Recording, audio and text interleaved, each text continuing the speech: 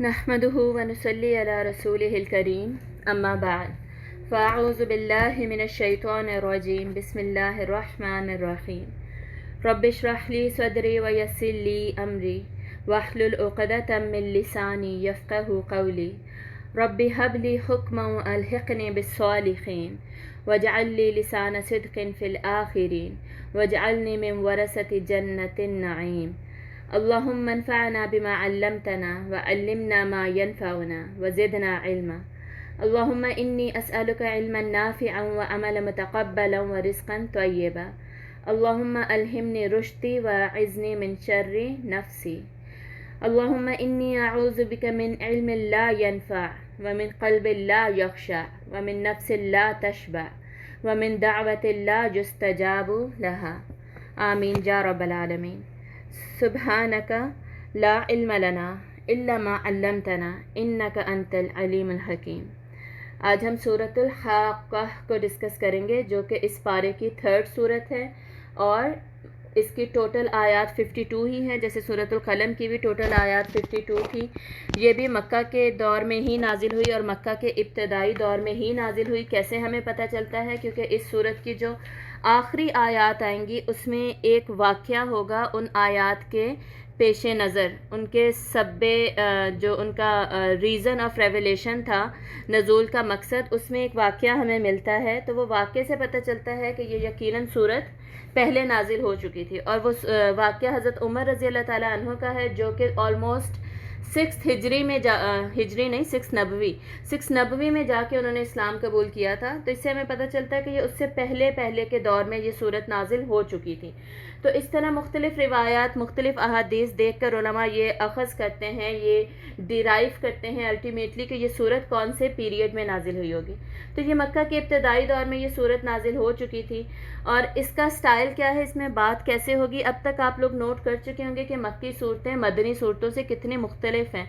मदनी सूरतों की आयतें लंबी लंबी थीं और पे दर पे वो आयात नहीं आती, बल्कि अहकामात चल रहे होते हैं और अहकामात एक कॉन्टीन्यूटी में चल रहे होते हैं। और उनमें जैसे होता है ना कि रिदम उनमें नहीं है, उनमें है लेकिन उस लेवल का रिदम नहीं है जिस लेवल का रिदम अल्लाह ताला ने मक्की सूरतों में रखा है। मक्की सूरतों का स्टाइल ही डिफरेंट रखा है अल्लाह ताला ने। बिल्कुल छोटी छोटी आयात है, पे दर पे आती हैं, जैसे किसी को स्ट्राइक कर रही हो, दिल पे लग रही हो जाके। एक रिदम है इनके अंदर, झिंझोड़ने वाली हैं, सवाल बहुत ज़्यादा हैं इनके अंदर। ठीक है, ये सारा ये जो स्टाइल है ना, ये आपने याद रखनी है ये बातें। क्यों? क्योंकि हम जब पढ़ते हैं उलूमुल Quran, the sciences of the Quran, उसमें हम मक्की सूरतों और मदनी सूरतों का डिफरेंस देखते हैं। तो बजाय ये कि उसका रट्टा मारा जाए, अभी से जब हम फ्रॉम एग्जाम्पल्स जब हम लर्न कर सकते हैं तो हमें फिर रट्टा मारने की ज़रूरत नहीं रहती। तो ये एग्जाम्पल्स को हम फिर एग्जाम्पल्स से ही हम अखज़ करते जाएंगे। दूसरा, मक्की सूरतों में मंजिर कशी बहुत ज़्यादा होती है, ग्राफिकल प्रेजेंटेशन होती है, रिप्रेजेंटेशन होती है, या तो क़यामत की या जन्नत की या जहन्नुम की, ठीक है, या फिर जितनी भी ये हैं नबा और रसूल हैं, रसूलों की जो किस्से हैं, उनकी कौमों के जो किस्से हैं उनकी ग्राफिकल रिप्रेजेंटेशन होगी, मंजिर कशी की जाएगी बाकायदा, उन पर जो अजाब आए उनकी। ठीक है, ये मंजिर कशी ज़्यादा कहाँ हमें मिलती है? ये भी हमें मक्की सूरतों में मिलती है, ताकि जो मक्का के कुफ़ार थे उनको झंझोड़ा जा सके। इस सूरत का मौजू क्या होगा? इसमें हम आखरत पर बेसिकली ईमान की बात करेंगे। आखरत पर ईमान किस तरीके से? अल्लाह ताला कहते हैं कि दुनिया में कुरान पर ईमान ले आओ ताकि आखरत में जो किताब मिलनी है ना, दुनिया में अल किताब पर जो जितना हमारा ईमान स्ट्रांग होगा और अमल स्ट्रांग होगा, उतनी ही जो आखरत में हमारी किताबें हमें मिलनी हैं उतना ही उसमें रिज़ल्ट अच्छा होगा। ठीक है, ये जो डायरेक्ट प्रोपोर्शन है ना, डायरेक्ट रिलेशनशिप है बिटवीन अल किताब ऑफ दुनिया एंड किताब जो कि बाद में हमें अमाल नामा हमें मिलने वाला है। ये हिदायत नामा है जो हमें दुनिया में मिल गया, और वो जो अमाल नामा हमें मिलने वाले हैं बाद में, और पता नहीं वो कितने तवील और कितने बड़े बड़े होंगे। उन दोनों में रिलेशन, और फिर उन पर अभी अगर अल किताब पे पक्का ईमान है तो वो अमाल नामे भी अच्छे होंगे। ये हमें इस सूरत से पता चलेगा। और जो अमाल नामे हमारे, उन्हें अल्लाह ताला कुरान मजीद में किताब ही कहते हैं, किताब उन्हें कहा जाता है। तकरीबन हर सूरत में, इस सूरत में भी उन्हें किताब ही कहा जाएगा, हम देखेंगे। तो हमें पता क्या चल रहा है? बेसिकली इंसान की ज़िंदगी में ना दो ही किताबें अहम हैं। ایک وہ جو اسے اس دنیا میں اللہ تعالیٰ نے دے دی الکتاب، جسے اللہ نے کہہ دیا القرآن جو ہے، اور دوسری کتاب ہمارے لیے جو امپورٹنٹ ہے وہ ہمارے اعمال نامے، جو فرشتے کرامن کاتبین ہمارے کندھوں پر بیٹھ کر لکھے جا رہے ہیں، انہیں بھرتے جا رہے ہیں، اور ایک سیکنڈ کے لیے بھی وہ رکتے نہیں ہیں. اور ان کا ذکر کہاں آتا ہے؟ کرامن کاتبین کا ذکر قرآن مجید میں سورۃ القاف میں آتا ہے، سورۃ قاف، ٹھیک ہے، اور سورۃ الانفطار، ان دو صورتوں میں ان کا ذکر آتا ہے. اگر کوئی پڑھنا چاہتا ہے تو یہ لکھتے جا رہے ہیں مسلسل. یہ دو ہی کتابیں ہمارے لیے امپورٹنٹ ہیں، اور ہم کیا کرتے ہیں؟ ان دو کتابوں کو چھوڑ کر، ان سے فوکس ہٹا کر ساری دنیا کی کتابیں، بایوگرافیز ہو گئی، ناولز ہو گئے، فکشن ہو گیا، یہ سارا کچھ چھوڑیں. آج کل تو پوسٹس پڑھنے کا زمانہ ہے نا، سوشل میڈیا کی پوسٹ پڑھنے کا. اور یہ جو انسٹاگرامرز ہیں، یہ انفلوئنسرز ہیں، کانٹینٹ کریٹرز ہیں، بلاگرز ہیں، ولاگرز ہیں، ان سب کا لکھا ہوا کانٹینٹ پڑھنے کی اب ہمیں عادت ہو چکی ہے. تو یہ سب پڑھنا ہم پسند کرتے ہیں. جس پڑھنے والی چیزوں پہ بیسکلی فوکس ہونا چاہیے تھا نا، اس پر واپس فوکس ہمارا لایا جائے گا اس صورت کے اندر، ٹھیک ہے. تو یہ ڈیفینیٹلی ان مشرکین کو ایڈریس کر رہی ہے، لیکن ہم نے اس میں سے اپنے لیے اسی طرح لیسنس لیتے جانا ہے. چلیے، بہت ہی سمپل صورت ہے، چھوٹی چھوٹی آیات ہیں، اور اس کو ایک سٹوری کی طرح ہم پڑھتے جائیں گے، اور انشاءاللہ چھوٹی سی ہے تو جلدی کور ہو جائے گی. 52 آیات ہے لیکن اسمال سائزڈ ہیں. چلیں آغاز کرتے ہیں ہم. اعوذ باللہ من الشیطان الرجیم، بسم اللہ الرحمن الرحیم. الحاقہ، حق ہو جانے والی، حق ہونے والی. حاقہ، ہا قاف قاف، اس کا مطلب ہوتا ہے حق ہونے والی، یعنی یہ قیامت کا ایک نام ہے، ایک ڈسکرپٹیو نیم ہے قیامت کا. میں نے شروع میں آپ کو بتایا تھا سورۃ الفاتحہ میں قرآن مجید میں اور حدیث میں ٹوٹل قیامت کے نام نا اراؤنڈ 28 آتے ہیں، ٹھیک ہے، جو کہ قیامت کو ڈسکرائب کرتے ہیں، اس کی ڈفرینٹ صفات، کریکٹرسٹکس کو بیان کرتے ہیں. صفاتی نام ہے بیسکلی یہ. تو یہ نام کیا بتا رہا ہے قیامت کا؟ یہ بتا رہا ہے کہ قیامت حق ہونے والی ہے، مطلب کہ اس کا وقوع پذیر ہونا بالکل حق ہے، اس کو کوئی نہیں روک سکتا. تمہارے انکار کرنے سے، تمہارے ایمان نہ لانے سے قیامت رک نہیں جائے گی. دوسرا، حق ہونے والی سے ایک اور کیا مطلب ہے؟ ایک تو حق ہونے کا یہ مطلب ہے نا کہ یہ وقوع پذیر ہو جائے گی. دوسرا اس کا مطلب ہے کہ یہ عقل سے ثابت شدہ بات ہے کہ قیامت آئے گی. مطلب کہ ہر انسان کو پتہ ہے کہ عدلے کا بدلہ ہوتا ہے، عمل کی جزا یا سزا ہوتی ہے، ٹھیک ہے. As you sow shall you reap. یہ کہاوت کس نے بنائی ہے؟ انگریزوں نے بنائی ہے نا. انہیں بھی پتہ ہے کہ دنیا مکافات عمل ہے، جو کیا جائے گا اس کا بدلہ الٹیمیٹلی ہوگا. جب دنیا میں بدلے ہوتے ہیں، سزائیں جزائیں ہوتی ہیں، تو آخرت میں کیوں اللہ تعالیٰ ایسے ہی چھوڑ دیں گے اور قیامت نہیں آئے گی؟ تو یہ کانسیپٹ ہم کہاں سے لے آتے ہیں؟ تو عقلاً یہ بات ثابت شدہ ہے کہ یہ حق ہے، حق ہونے ہی والی ہے. اور نمبر 2، اخلاقاً بھی یہ ثابت شدہ ہے کہ یہ حق ہے، حق ہونے ہی والی ہے. یعنی اخلاقاً اور عقلاً مسلم ہے یہ بات، ٹھیک ہے. اخلاقاً کیسے؟ اخلاقاً کا مطلب یہ ہے کہ جو شخص صحیح اخلاق پر ہوتا ہے نا، اس کو پتہ ہے کہ بھئی ظاہر ہے میں نے اچھا کیا ہے تو مجھے اس کا بدلہ تو ملے گا، اچھا بدلہ ملے گا. اور اگر کوئی میرے ساتھ زیادتی کر رہا ہے تو مجھے صبر کرنا چاہیے، کیونکہ وہ اچھے اخلاق کا مالک ہے. اسے پتہ ہے کہ الٹیمیٹلی اس کو اس کا بدلہ، اس کی سزا مل جائے گی، تو میں صبر کروں. اخلاقاً بھی حق ثابت ہے یہ قیامت، عقلاً بھی ثابت ہے کہ قیامت حق ہے، اور الٹیمیٹلی یہ وقوع پذیر ہو کر رہے گی. اگلی آیت دیکھیے. ملحاقہ وما ادراک ملحاقہ. یہ 2 آیات ہم نے پڑھ لی. اس میں اللہ تعالیٰ کیا کہہ رہے ہیں؟ یہ جو سوال پوچھا جا رہا ہے نا، ماں، اس کو کہتے ہیں ماں استجابیہ، مطلب تعجب پیدا کرنے کے لیے ہے یہ سوال. سوال برائے سوالیہ نہیں ہے، یہ ماں سوال کے لیے نہیں ہے بلکہ تعجب پیدا کرنے کے لیے ہے. کہا کیا جا رہا ہے؟ کیا ہے وہ حق ہو جانے والی؟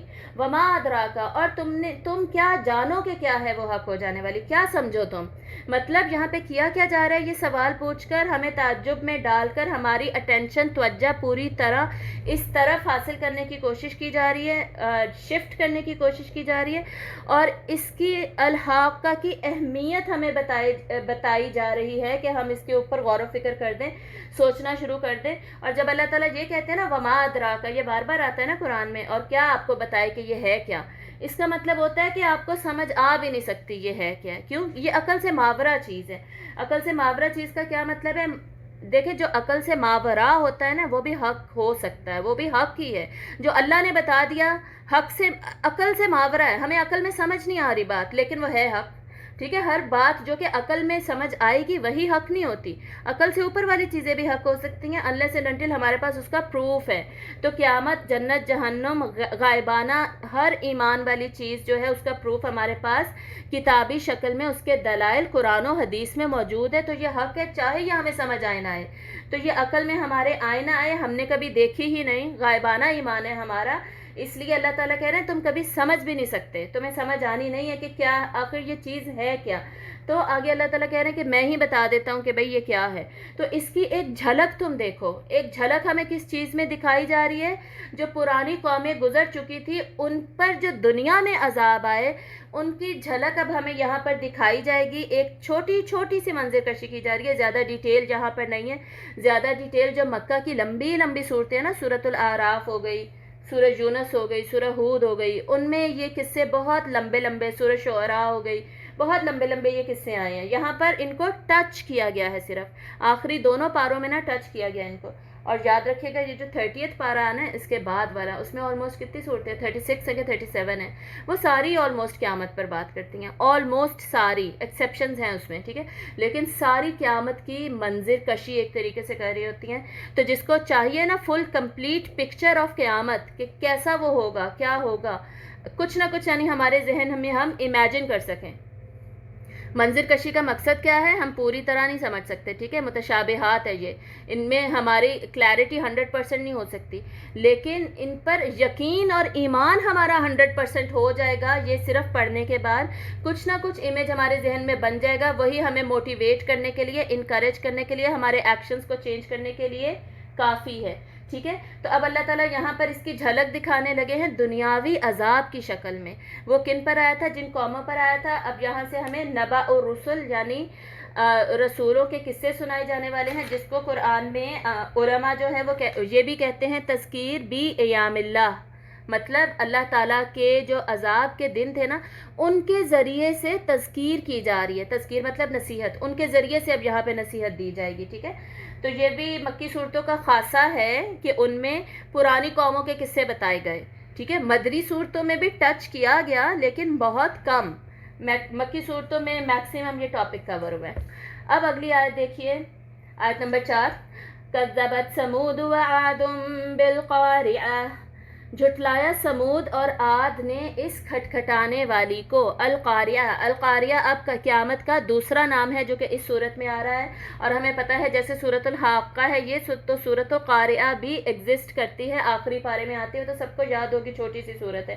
قاریہ کا کیا مطلب ہوتا ہے؟ کھٹکھٹانے والی.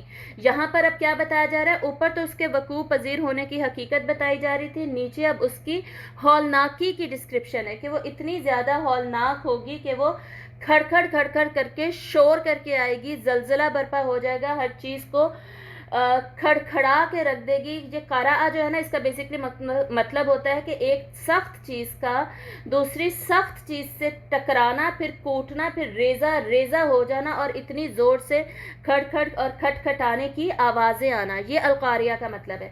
یہاں پہ کس کی بات ہو رہی ہے؟ کذبت ثمود و عاد بالقاریہ، سمود اور عاد کی قوموں کی بات ہو رہی ہے کہ انہوں نے بھی کیا کیا تھا؟ یہ بھی مکذبین تھے، بالکل مشرکین مکہ کی طرح، انہوں نے بھی قیامت کو جھٹلایا تھا. اب یہاں پر مکذبین کی ہمیں اگزامپل دے کر اسی عذاب کی ایک شکل دکھائی جا رہی ہے. انہوں نے بھی القاریہ کو یعنی قیامت کو اسی طرح جھٹلایا تھا. پتہ کیسے چلتا ہے انہوں نے جھٹلایا تھا؟ کہ انہوں نے اپنے ایکشنز نہیں چینج کیے. ٹھیک ہے. ان کے عمل میں تبدیلی نہیں آئی. اب دیکھیں ہمارا ایمان ہے قیامت پر، لیکن اگر ہمارے عمل میں تبدیلی نہیں آ رہی نا، اس کا مطلب ہے ہمارا ایمان کوئی ہے نہیں، کوئی اتنا اسٹرانگ ہے نہیں، بہت ہی کم ایمان ہے، یا آپ سمجھے کہ بالکل ایمان ہے ہی نہیں.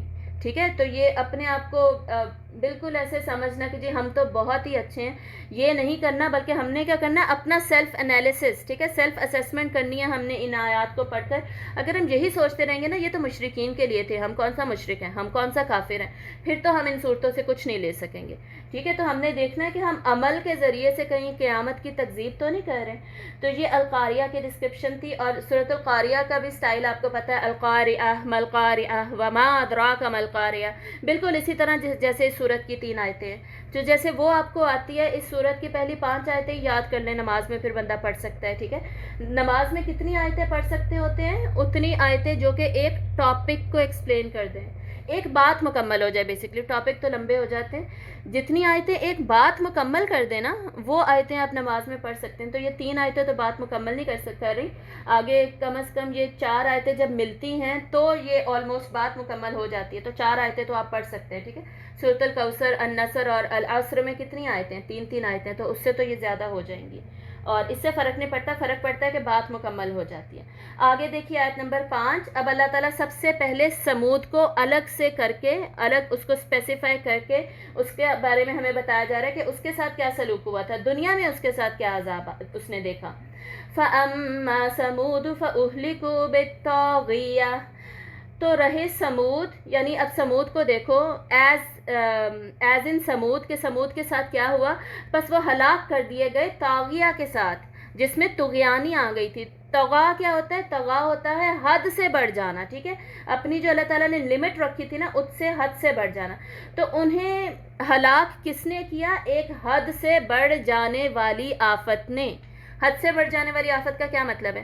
یہ نیچرل فینومیناز جو ہوتے ہیں ہماری ارتھ یا اسکائی میں, زمین و آسمان میں نیچرل فینومیناز اکر ہو رہے ہیں نا, زمین میں کچھ تبدیلیاں آ رہی ہیں, زمین گھوم رہی ہے, آسمان میں بھی جو سسٹم چل رہا ہے, سارا یونیورس آپ کو پتہ ہے, سارا یونیورس حرکت میں ہے اور سارا یونیورس کچھ نہ کچھ اپنے کاموں میں مصروف ہے. یہ نیچرل فینومینا ہے جو کہ according to physical laws of this universe چل رہا ہے, ٹھیک ہے. فزیکل لاز اس پہ اپلائی ہوتے ہیں.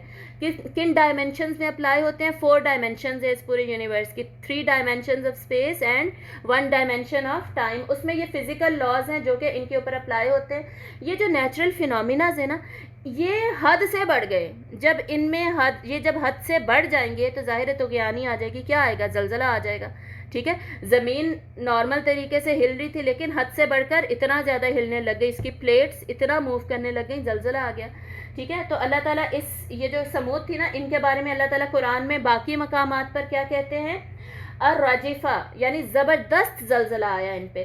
الصیحہ یعنی زور کا دھماکہ یا کڑک ہوئی. اب ان پہ زلزلہ بھی آیا تھا, پھر ایک کڑک کیسے ہوئی تھی؟ صاعقہ, صاعقہ کا ورڈ بھی ان کے لیے آتا ہے, یعنی زور سے گرجدار آواز آئی تھی, چیخ کی آواز آئی تھی. مطلب جو ساؤنڈ ویوز ہوتی ہیں نا ہماری, ان پہ بھی فزیکل لاز اپلائی ہوتے ہیں, وہ بھی ایک نارمل طریقے سے چل رہے ہوتے ہیں, لیکن اللہ نے اس کو بھی حد سے گزار دیا, حد سے بڑھا دیا. ساؤنڈ ویوز اتنی زیادہ ہو گئیں, چیخ کے ساتھ وہ لوگ مر گئے, ٹھیک ہے. قیامت کیسے آنی ہے؟ قیامت بھی تو سور پھونکنے سے ہی آنی ہے نا. سور پھونکا جائے گا, مطلب وہ جو بھی انسٹرومنٹ ہوگا اس میں جس فرشتے کی ذمہ داری ہے وہ اس میں جب پھونک ماریں گے تو اتنی تیز آواز آئے گی, ساؤنڈ ویوز ایک حد سے جب بڑھ جائیں گی تو ہم برداشت ہی نہیں کر سکیں گے اور قیامت آ جائے گی. تو اس کی یہاں پر بات ہو رہی ہے سمود پہ عذاب کیا آیا تھا, ان پر زلزلہ بھی آیا اور ایک بہت زور سے چیخ کی آواز بھی آئی, ساؤنڈ ویوز, اور اس کے ذریعے سے ان کو ہلاک کر دیا گیا, ٹھیک ہے. یہ چھوٹے سے عذاب کی جھلک ان کی دکھائی گئی. آگے دیکھیے عاد کے ساتھ کیا ہوا. وَأَمَّا عَادٌ فَأُهْلِكُوا بِرِيحٍ صَرْصَرٍ عَاتِيَةٍ, اور عاد ہلاک کر دیے گئے. اور رہے عاد تو وہ ہلاک کر دیے گئے ایک جھکڑ والی تیز آندھی سے. یہ جو سرسر ہے نا, سرسر سر سے بیسکلی نکلا ہے. سر کا مطلب ہوتا ہے ٹھنڈ, پالا, سردی, ٹھیک ہے. تو انتہائی ٹھنڈی ہوا تھی جو کہ آتیہ تھی. آتیہ کا مطلب بھی سرکش ہوتا ہے, یعنی قابو میں نہیں تھی. جیسے سرکش ہو جاتا ہے نا گھوڑا, ادھر بھاگ رہا ہے ادھر قابو میں ہی نہیں ہے, ایسے ٹھنڈی تیز ہوا تھی, تند و تیز ہوا سنسناتی ہوئی جو کہ ان کے اوپر چلا دی گئی, اور وہ سرکش تھی, ادھر جا رہی ہے ادھر جا رہی ہے, مسلسل وہ چلتی رہی. اور اس نے کیا کیا؟ ان سب کو کس نے ہلاک کیا؟ اس تیز آندھی نے ہلاک کیا. اوپر لوگ چیخ سے اور زلزلے سے ہلاک ہو رہے ہیں, نیچے لوگ آندھی سے ہلاک ہو رہے ہیں. اور عاد کے بارے میں کیا آتا ہے کہ اتنے قد آور اور اتنے مضبوط لوگ تھے. سمود کے بارے میں ہمیں قرآن سے کیا پتہ چلتا ہے؟ یہ کنسٹرکشن میں اتنے ماہر تھے. ان کی جو کنسٹرکشن کی جو انہوں نے جو کی تھی, پہاڑ کھود کھود کے انہوں نے جو اپنے بنائے ہوئے تھے گھر وغیرہ, وہ تو ابھی بھی اس کے آثار وغیرہ عرب میں نظر آتے ہیں نا, عرب میں ملتے ہیں ہمیں ان کے آثار جب ان کی جگہوں سے گزرو تو اتنے طاقتور لوگ تھے. یہ مشینیں تو ہوتی نہیں تھی, کھود کھود کے پہاڑوں کے گھر بنا لیتے تھے.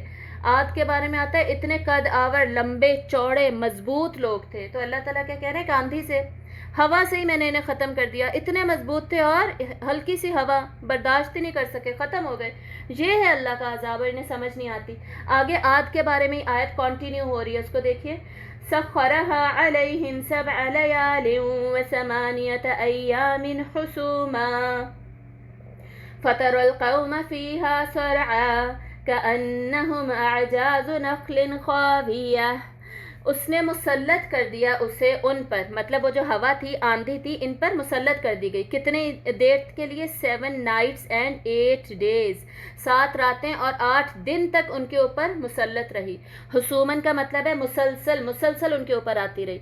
فطر القوما، تو آپ دیکھیں گے ان لوگوں کو اس میں پچھاڑے ہوئے کا کیا مطلب ہوتا ہے؟ دور دور پھینکے ہوئے. اس آندھی نے انہیں دور دور پھینکا.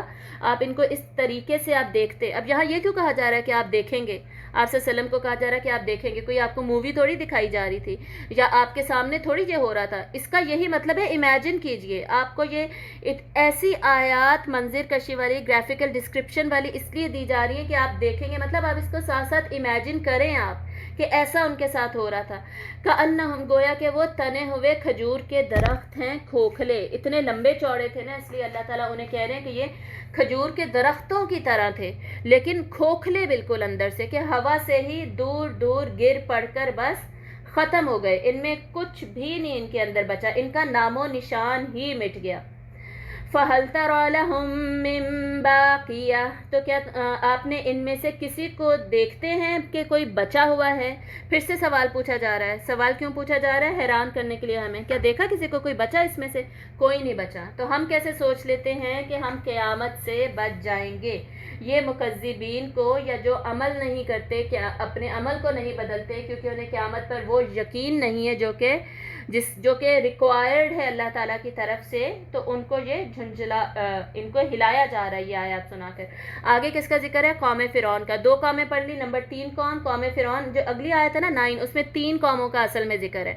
قوم فرعون کا، قوم مدین کا اور قوم لوط کا. یہ میں آپ کو بتاتی ہوں.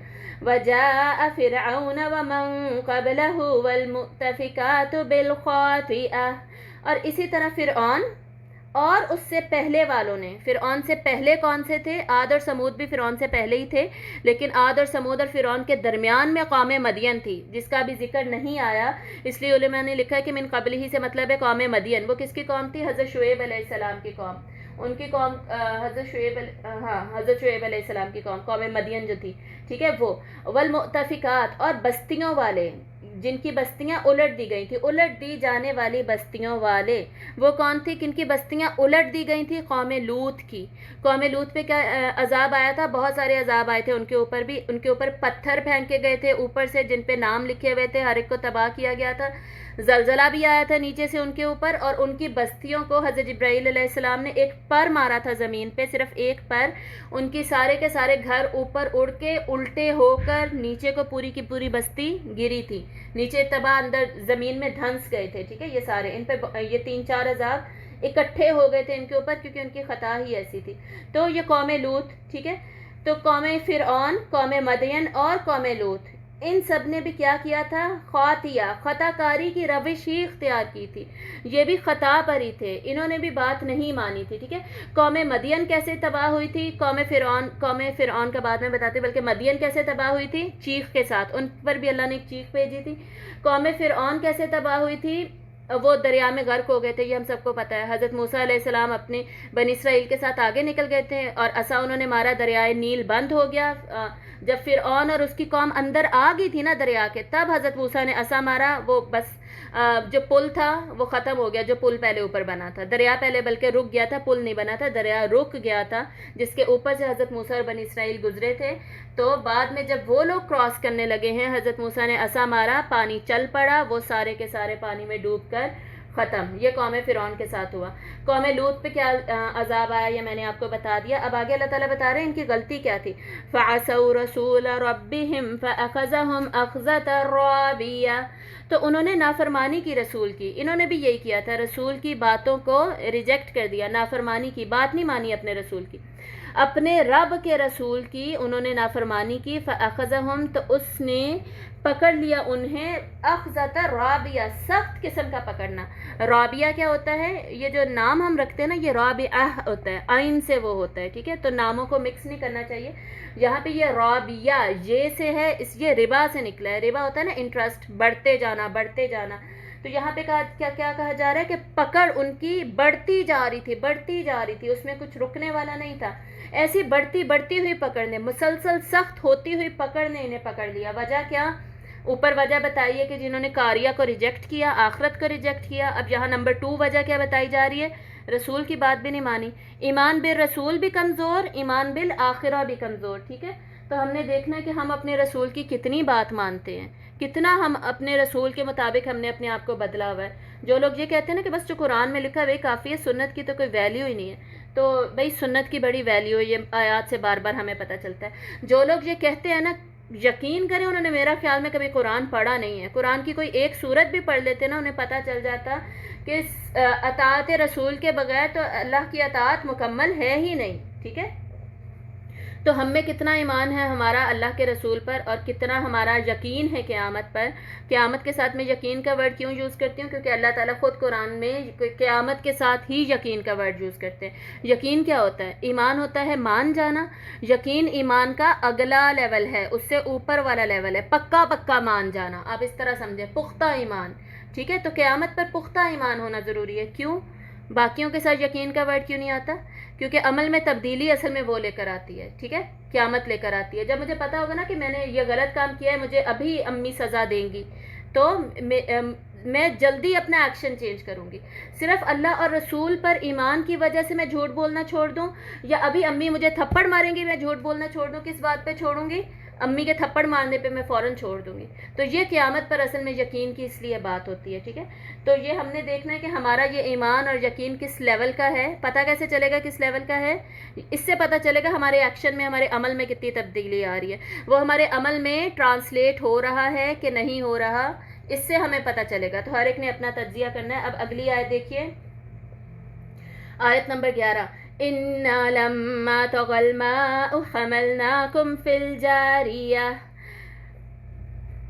بے شک ہم جب طغیانی کی پانی نے سوار کر دیا ہم نے تمہیں کشتی میں، ٹھیک ہے؟ یعنی جب پانی نے طغیانی کی تھی نا، تو ہم نے تمہیں کشتی میں سوار کر دیا تھا۔ اب یہاں پہ کس قوم کی بات ہو رہی ہے؟ قوم نوح کی۔ یہ آخری قوم ہے جو اس صورت میں بات ہو رہی ہے، اس کے بعد یہ ٹاپک ختم ہو جائے گا نبأ الرسل کا، رسولوں کی قوموں کے قصوں کا۔ تو قوم نوح پر اللہ تعالیٰ کہہ رہے ہیں کہ اس پر کیا ہوا تھا؟ پانی نے طغیانی کی تھی، پانی حد سے نکل گیا تھا، سرکشی اختیار کی تھی پانی نے، زمین سے بھی پانی نکلا تھا، زمین پھٹ پڑی تھی، پانی اتنا زیادہ نکلا تھا اس میں سے، اور اوپر آسمان سے پانی انتہائی تند و تیز برسا تھا۔ سورہ نوح جو ہے نا وہ اسی پارے میں ہی آنے والی ہے، بلکہ اس سے اگلی صورت ہے۔ اس کے بعد المعارج ہے، اس کے بعد سورہ نوح ہے، اس میں ہم ساری ڈیٹیل حضرت نوح علیہ السلام کی قوم کی پڑھ لیں گے، اور حضرت نوح نے کیا دعائیں کی، سارے ان کا قصہ اس کے اندر آ جائے گا، ٹھیک ہے؟ تو یہاں پر اس کو ٹچ کیا جا رہا ہے صرف کہ ان پر پانی کا عذاب اللہ نے بھیجا، اور اللہ تعالیٰ کہہ رہے ہیں کہ تمہیں ہم نے سوار کیا کشتی میں۔ اب یہاں پہ تمہیں کیوں کہا جا رہا ہے؟ انہیں کیوں نہیں کہا جا رہا؟ سوار تو اصل میں انہیں کیا تھا۔ یہ قرآن کی خوبصورتی ہے، ٹھیک ہے؟ یہ فصاحت اور بلاغت اس کو کہتے ہیں، اور یہ انداز بیان ہے، ٹھیک ہے؟ مطلب کہا کیا جا رہا ہے اصل میں؟ تمہیں سوار کیا تھا، یعنی ہم لوگ جب زندہ بچے ہوئے ہیں، یہ ہم انہی کی نسل سے تو ہیں جو اس کشتی کے اوپر چڑھ کر بچ گئے تھے۔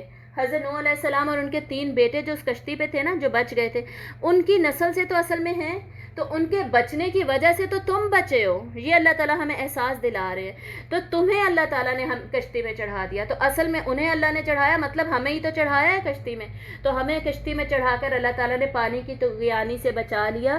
لِنَجْعَلَهَا لَكُمْ تَذْكِرَةً وَتَعِيَهَا أُذُنٌ وَاعِيَةٌ، تاکہ ہم بنا دیں اسے تمہارے لیے یاد دہانی، تاکہ یہ جو کشتی والا پورا واقعہ تھا یہ ہمارے لیے نصیحت بن جائے، ہم اس سے سیکھیں کہ جو انسان اللہ پر ایمان نہیں لاتا، رسولوں کو ریجیکٹ کرتا ہے، مذاق اڑاتا ہے رسولوں کا، مذاق بھی وہ اڑایا کرتے تھے، صرف ریجیکٹ نہیں کرتے تھے، اور مشرکین مکہ نے بھی یہی کیا تھا، آخرت کو نہیں مانتے تو ان کا یہ انجام ہوتا ہے۔ اوپر حق ہونے والی کی بات ہو رہی تھی نا، قیامت کی بات ہو رہی تھی، تو یہ جھلک ہے، اس طرح کا ہی وہ اس سے شدت میں ہوگا وہ عذاب، تو یہ اللہ تعالیٰ تباہ کر سکتے تو قیامت کیوں نہیں آئے گی بھائی، کیوں نہیں مانتے؟ اور یاد وَتَعِيَهَا أُذُنٌ وَاعِيَةٌ، اور یاد رکھے اسے کان یاد رکھنے والے۔ اس کا کیا مطلب ہے؟ کہ یہ جو ہمارے کان ہیں نا، اس بات کو اچھی طرح محفوظ کر لیں، سنی انسنی نہیں کرنی۔ جہاں پہ دوبارہ سماعت کی امپورٹنس کا ہمیں پتہ چل رہا ہے، جیسے ہمیں سورۃ الملک میں پتہ چلا تھا، وَقَالُوا لَوْ كُنَّا نَسْمَعُ أَوْ نَعْقِلُ، اگر ہم کاش یا اللہ ہم سن لیتے اور عقل سے کام لیتے تو آج ہم جہنم والوں کے ساتھ نہ ہوتے.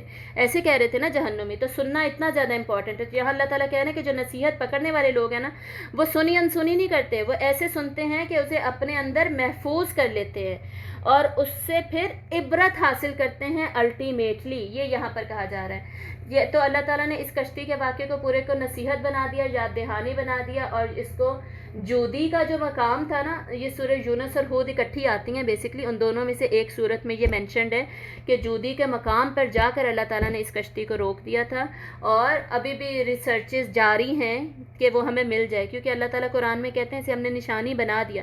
جیسے فرعون کے بارے میں اللہ تعالیٰ کہتے ہیں نا کہ اسے ہم نے نشانی بنا دیا, تو فرعون کی لاش تو مل گئی نا, مصر کے میوزیم میں پڑی ہے.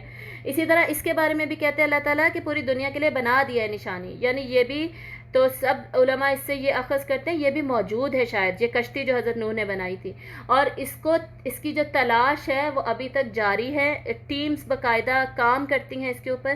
آپ اس فینومینا کو سرچ کریں گے نا تو آپ کو مل جائیں گے, ابھی بھی ٹیمز بنی ہوئی ہیں, پوری آرگنائزیشنز ہیں جو دا شپ آف نوحا, حضرت نوح علیہ السلام کی کشتی کو ڈھونڈنے میں لگی ہوئی ہیں, اور وہ پوائنٹ آؤٹ کرنے کی کوشش کریں کہ لوکیشن ایگزیکٹ ہے کیا. بائبل میں جو لوکیشن بتائی گئی ہے نا تھوڑی سی ڈفرینٹ ہے, اور قرآن میں جودی کا مقام بتایا گیا. ٹھیک ہے, تو لگے ہوئے لوگ جو لگے ہوئے ہیں, اللہ کرے کہ وہ مل جائے. تو یہ کیا تھا, 12 آیتیں. ٹھیک ہے, آیت نمبر 1 سے 12 تک ہم نے کیا پڑھا, قیامت آنے والی ہے, حق ہے, اس کو سمجھ جاؤ, اور اس کی جھلک دکھا دی گئی ہمیں کتنی قوموں کے عذاب کے ذریعے سے, قوم سمود, پھر قوم عاد, پھر قوم فرعون, مدین, مؤتفقات یعنی قوم لوط, اور پھر قوم نوح. 1 2 3 4 5 6 قوموں کے ذریعے سے ہمیں یہ بتا دیا گیا کہ ایسے ہوتا ہے اللہ کا عذاب, اس کو سمجھ جاؤ اور انہی کو دیکھ کے سیکھ جاؤ. ٹھیک ہے. اچھا, یہ جو ان قوموں کا بتایا گیا نا, یہ نزول کے اعتبار سے یہ ترتیب نہیں ہے, زمانے کے اعتبار سے ترتیب نہیں ہے, کرونالوجیکل نہیں ہے. مطلب یہ کہ سب سے پہلے ان قوموں میں سے کس پہ عذاب آیا ہوگا, حضرت نوح کی قوم پہ, وہ سب سے پرانی تھی نا, تو زمانے کے اعتبار سے تو حضرت نوح کی قوم سب سے پہلے آتی ہے, اس کے بعد عاد, پھر سمود, پھر حضرت لوط, پھر حضرت شعیب, اور پھر اینڈ میں حضرت موسیٰ کی قوم آتی ہے.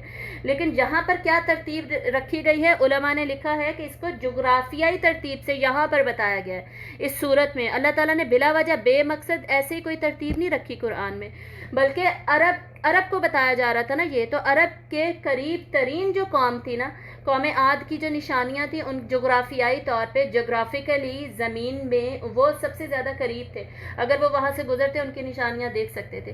تو عاد انہیں سب سے زیادہ قریب پڑتی تھی, پھر سمود, پھر اس کے بعد جس ترتیب کے ساتھ یہ بتائی گئی ہیں نا, اس کے بعد قوم فرعون, مصر وہاں سے قریب ہے نا, مصر کے بعد پھر یہ قوم مدین پھر مصر کے بعد آتا ہوگا اگر سعودیہ کے اعتبار سے دیکھیں. پھر قوم لوط کہاں تباہ ہوئی تھی, یہ عراق کے آس پاس تھا کہیں. اور اس کے بعد پھر قوم نوح بھی کہتے ہیں کہ شام کے ارد گرد تھی, شام اور عراق کے ارد گرد. ٹھیک ہے, شام کے پاس تھی کہیں. ٹھیک ہے, اب اگلی آیت نمبر 13 سے 32 تک ہم جانے والے ہیں. اس میں ہم دیکھیں گے قیامت کا منظر, قیامت کی منظر کشی اب کی جانے والی ہے. قوموں کے عذاب سے کچھ آئیڈیا ہوا, اب قیامت کی منظر کشی سے بھی کچھ آئیڈیا لے لو. کیوں لیں ہم آئیڈیا, تاکہ ہم اپنے عمل کو بدل لیں. اب آیت نمبر 13 دیکھیے, فَإِذَا نُفِخَ فِي الصُّورِ نَفْخَةٌ وَاحِدَةٌ, تو جب سور میں پھونکا جائے گا, سور میں پھونکا جانا ایک ہی بار, یک بارگی یعنی ایک ہی بار ایسا شدید سور پھونکا جائے گا کہ بس ہمارے ہوش اڑ جائیں گے. یہ یہاں پر ہمیں بتایا جا رہا ہے کہ ایسا جب ہوگا نا تو بس پتہ نہیں کچھ ہمیں چلنے والا کہ ہوا کیا ہے. یہ جو نفقۃ الصور ہے نا, سور میں پھونکا جانا, یہ پورے قرآن مجید سے ہمیں پتہ چلتا ہے ٹوٹل 3 ٹائمز ہوگا. کچھ علماء ویسے کہتے ہیں 2 ٹائمز ہوگا, اور کچھ علماء کہتے ہیں 3 ٹائمز ہوگا. تو یہ ڈفرینٹ آیات کو ملا کر نا اس میں سے یہ ڈیرائیو کیا جاتا ہے. یہاں پر واحدہ کا کیا مطلب ہے, واحدہ کا مطلب ہے کہ ایک ہی بار جو 3 ٹائمز ہے نا, فرض کریں 3 ٹائمز ہے, 3 ٹائمز میں ایک ہی دفعہ سور پھونکنا پڑے گا. فرسٹ ٹائم میں ایک ہی دفعہ پھونکا سارے ختم, سیکنڈ ٹائم پر ایک ہی دفعہ پھونکا سارے زندہ, تھرڈ ٹائم میں پھر ایک ہی دفعہ پھونکا قیامت قائم ہو گئی. ٹھیک ہے, پہلے سارے مریں گے, دوسری دفعہ سارے اٹھ کھڑے ہوں گے, تیسری دفعہ ساروں پر قیامت یعنی وہ حشر حساب شروع ہو جائے گا. یہ تیسرے سور کا مقصد ہوگا اس طریقے سے. تو لیکن ہوگا ہر تینوں ٹائمز میں ایک ہی دفعہ شدید قسم کا پھونکا جائے گا. سور پھونکنے کی بات ہو رہی تھی، آپ کو سمجھ آ گئی کہ تینوں ٹائمز میں ایک ہی دفعہ اتنی سختی سے پھونکا جائے گا کہ قیامت پھر کا منظر جو ہے، جو شروع ہونا تھا وہ آغاز ہو جائے گا۔ اب آگے اس میں ہوگا کیا؟ اب جتنی یہاں ڈسکرپشن بتائی گئی ہے نا، اس کی فردر ڈسکرپشنز ہمیں کہاں ملیں گی؟ میں نے آپ کو بتا دیا تھا، آخری پارے میں ساری مل جائیں گی، ٹھیک ہے؟ آگے کیا ہے؟ وَحُمِلَتِ الْأَرْضُ وَالْجِبَالُ فَدُكَّتَا دَكَّةً وَاحِدَةً، اور اٹھائی جائے گی زمین اور پہاڑ تو دونوں ریزہ ریزہ کر دیے جائیں گے، ریزہ ریزہ کر دیا جانا ایک ہی بار۔ یہ دکتم واحدہ اور اوپر نفقتم واحدہ، یہ اینڈ میں کیوں آتے ہیں بار بار؟ ریزہ ریزہ کر دیے جائیں گے، بات تو یہاں بھی ختم ہو جاتی ہے۔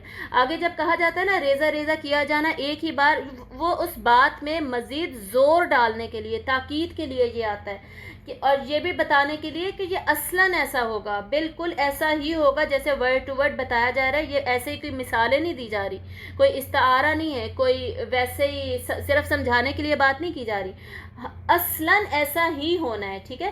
تو کیا کیا جائے گا؟ زمینوں اور پہاڑوں کو اٹھایا جائے گا۔ اس کا مطلب یہ کہ زمین کے اوپر جتنی چیزیں موجود ہیں، پہاڑ ہو گئے، بلڈنگز ہو گئے، درخت ہو گئے، پھر زمین کی کھائیاں ہیں اور جو کچھ ہے، اس سب کو اوپر اچھال دیا جائے گا اور پھر اس کو ریزہ ریزہ کر کے پاش پاش کر کے ختم کر دیا جائے گا۔ پھر کیا ہوگا؟ ہم آگے جا کے پڑھتے ہیں نا سورۃ الانشقاق میں، وَإِذَا الْأَرْضُ مُدَّتْ، یعنی زمین کو پھر کھینچ کر، مدت مد، جیسے مد ہوتی ہے نا لمبا کرنے والی مد، ٹھیک ہے؟ مدت کیا ہوتا ہے؟ لمبا کرنا، لمبا کر کے کھینچ دیا جائے گا زمین کو، سارا کچھ زمین کے اوپر جب ریزہ ریزہ ہو گیا تو زمین اب کیا ہو جائے گی؟ بالکل پلین، فلیٹ، سیدھا میدان بن جائے گی، تاکہ اس کے اوپر اب حشر کا میدان، حشر بیسکلی حساب اس کے اوپر اب شروع ہو جائے۔ اور سورۃ الانشقاق میں آگے کیا ہے؟ وَأَلْقَتْ مَا فِيهَا وَتَخَلَّتْ، اور اس کے اندر جو کچھ بھی بھرا ہوا ہے نا، اس کو وہ نکال کر خالی ہو جائے گی، ٹھیک ہے؟ یعنی اس کے اندر جتنی قبریں تھیں، جتنے لوگ مرے ہوئے تھے، سارا کچھ وہ نکالے گی، سارے لوگ الٹیمیٹلی نکلیں گے اور سیدھی زمین کے اوپر کھڑے ہو جائیں گے، زمین البتہ خالی ہو جائے گی۔ سورہ زلزال تو سب کو ہی آتی ہوگی، اس میں اللہ تعالیٰ کیا کہتے ہیں؟ اذا زلزلت الارض زلزالہا، زمین پر زلزلہ بھی آئے گا۔ یہاں سے ہمیں کیا پتہ چل رہا ہے؟ زمین کی اوپر والی چیزوں کو اٹھا کے پھینکا جائے گا، نیچے زمین میں زلزلہ آئے گا، زلزالہا، اس کا ہلا دیا جانا، اتنا شدید زلزلہ آئے گا، اور تب بھی زمین سارا کچھ باہر نکال دے گی، خالی ہو جائے گی، اور زمین اور انسان کہے گا ہوا کیا ہے؟ ما لہا، کیا ہوا ہے اس کو کہا کس نے ہے؟ تو زمین کہے گی جی یہ اللہ نے مجھے وحی کی ہے اور میں اسی کے انتظار میں تھی کہ کب مجھے حکم آئے اور یہ کام ہو جائے۔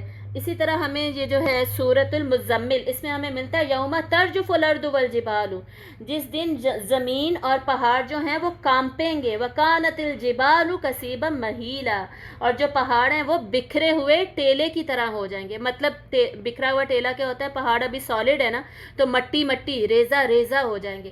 یہ دکن دکا جو ہے نا، اس کا ذکر اس میں بھی آتا ہے نا سورۃ الفجر میں، اور سورۃ الفجر میں کیا آتا ہے؟ کلا اذا دکت الارض دکن دکا، ہرگز نہیں، زمین جو ہے وہ ریزہ ریزہ کر دی جائے گی، خوب ریزہ ریزہ کیا جانا، یعنی ایک ایک جتنے اوپر چیزیں کھڑی ہیں نا وہ سب وہ ہو جائیں گے، ذرہ ذرہ ہو جائیں گے، جیسے ریت ہوتی ہے نا اس طریقے سے ہو جائیں گے۔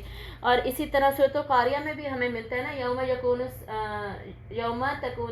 یکون الجبال کالعہن المنفوش، پہاڑ کیسے ہو جائیں گے؟ عہن المنفوش کی طرح، مطلب دھنکی ہوئی روئی کی طرح۔ سمجھ کیا میں آئی؟ سمجھ آئی کہ پہاڑ جو ہیں سب سے پہلے ہوں گے ریزہ ریزہ، ٹوٹ جائیں گے، ٹوٹ کے مٹی مٹی الگ الگ ذرہ بنے گا، اس کے بعد دھنکی ہوئی روئی کا مطلب ہے کہ بہت ہی لائٹ ویٹ وہ ان کا ذرہ ہوگا اور وہ اڑتا پھر رہا ہوگا، پھر اڑ اڑ کے پہاڑ، اتنے وزن دار پہاڑ جنہیں کوئی ہٹا نہیں سکتا، نصب ہیں، بے وزن ہو جائیں گے، یہ یہاں پہ ہمیں بتایا جا رہا ہے، اور وہ پوری زمین کے اوپر پھیل جائیں گے، ٹھیک ہے؟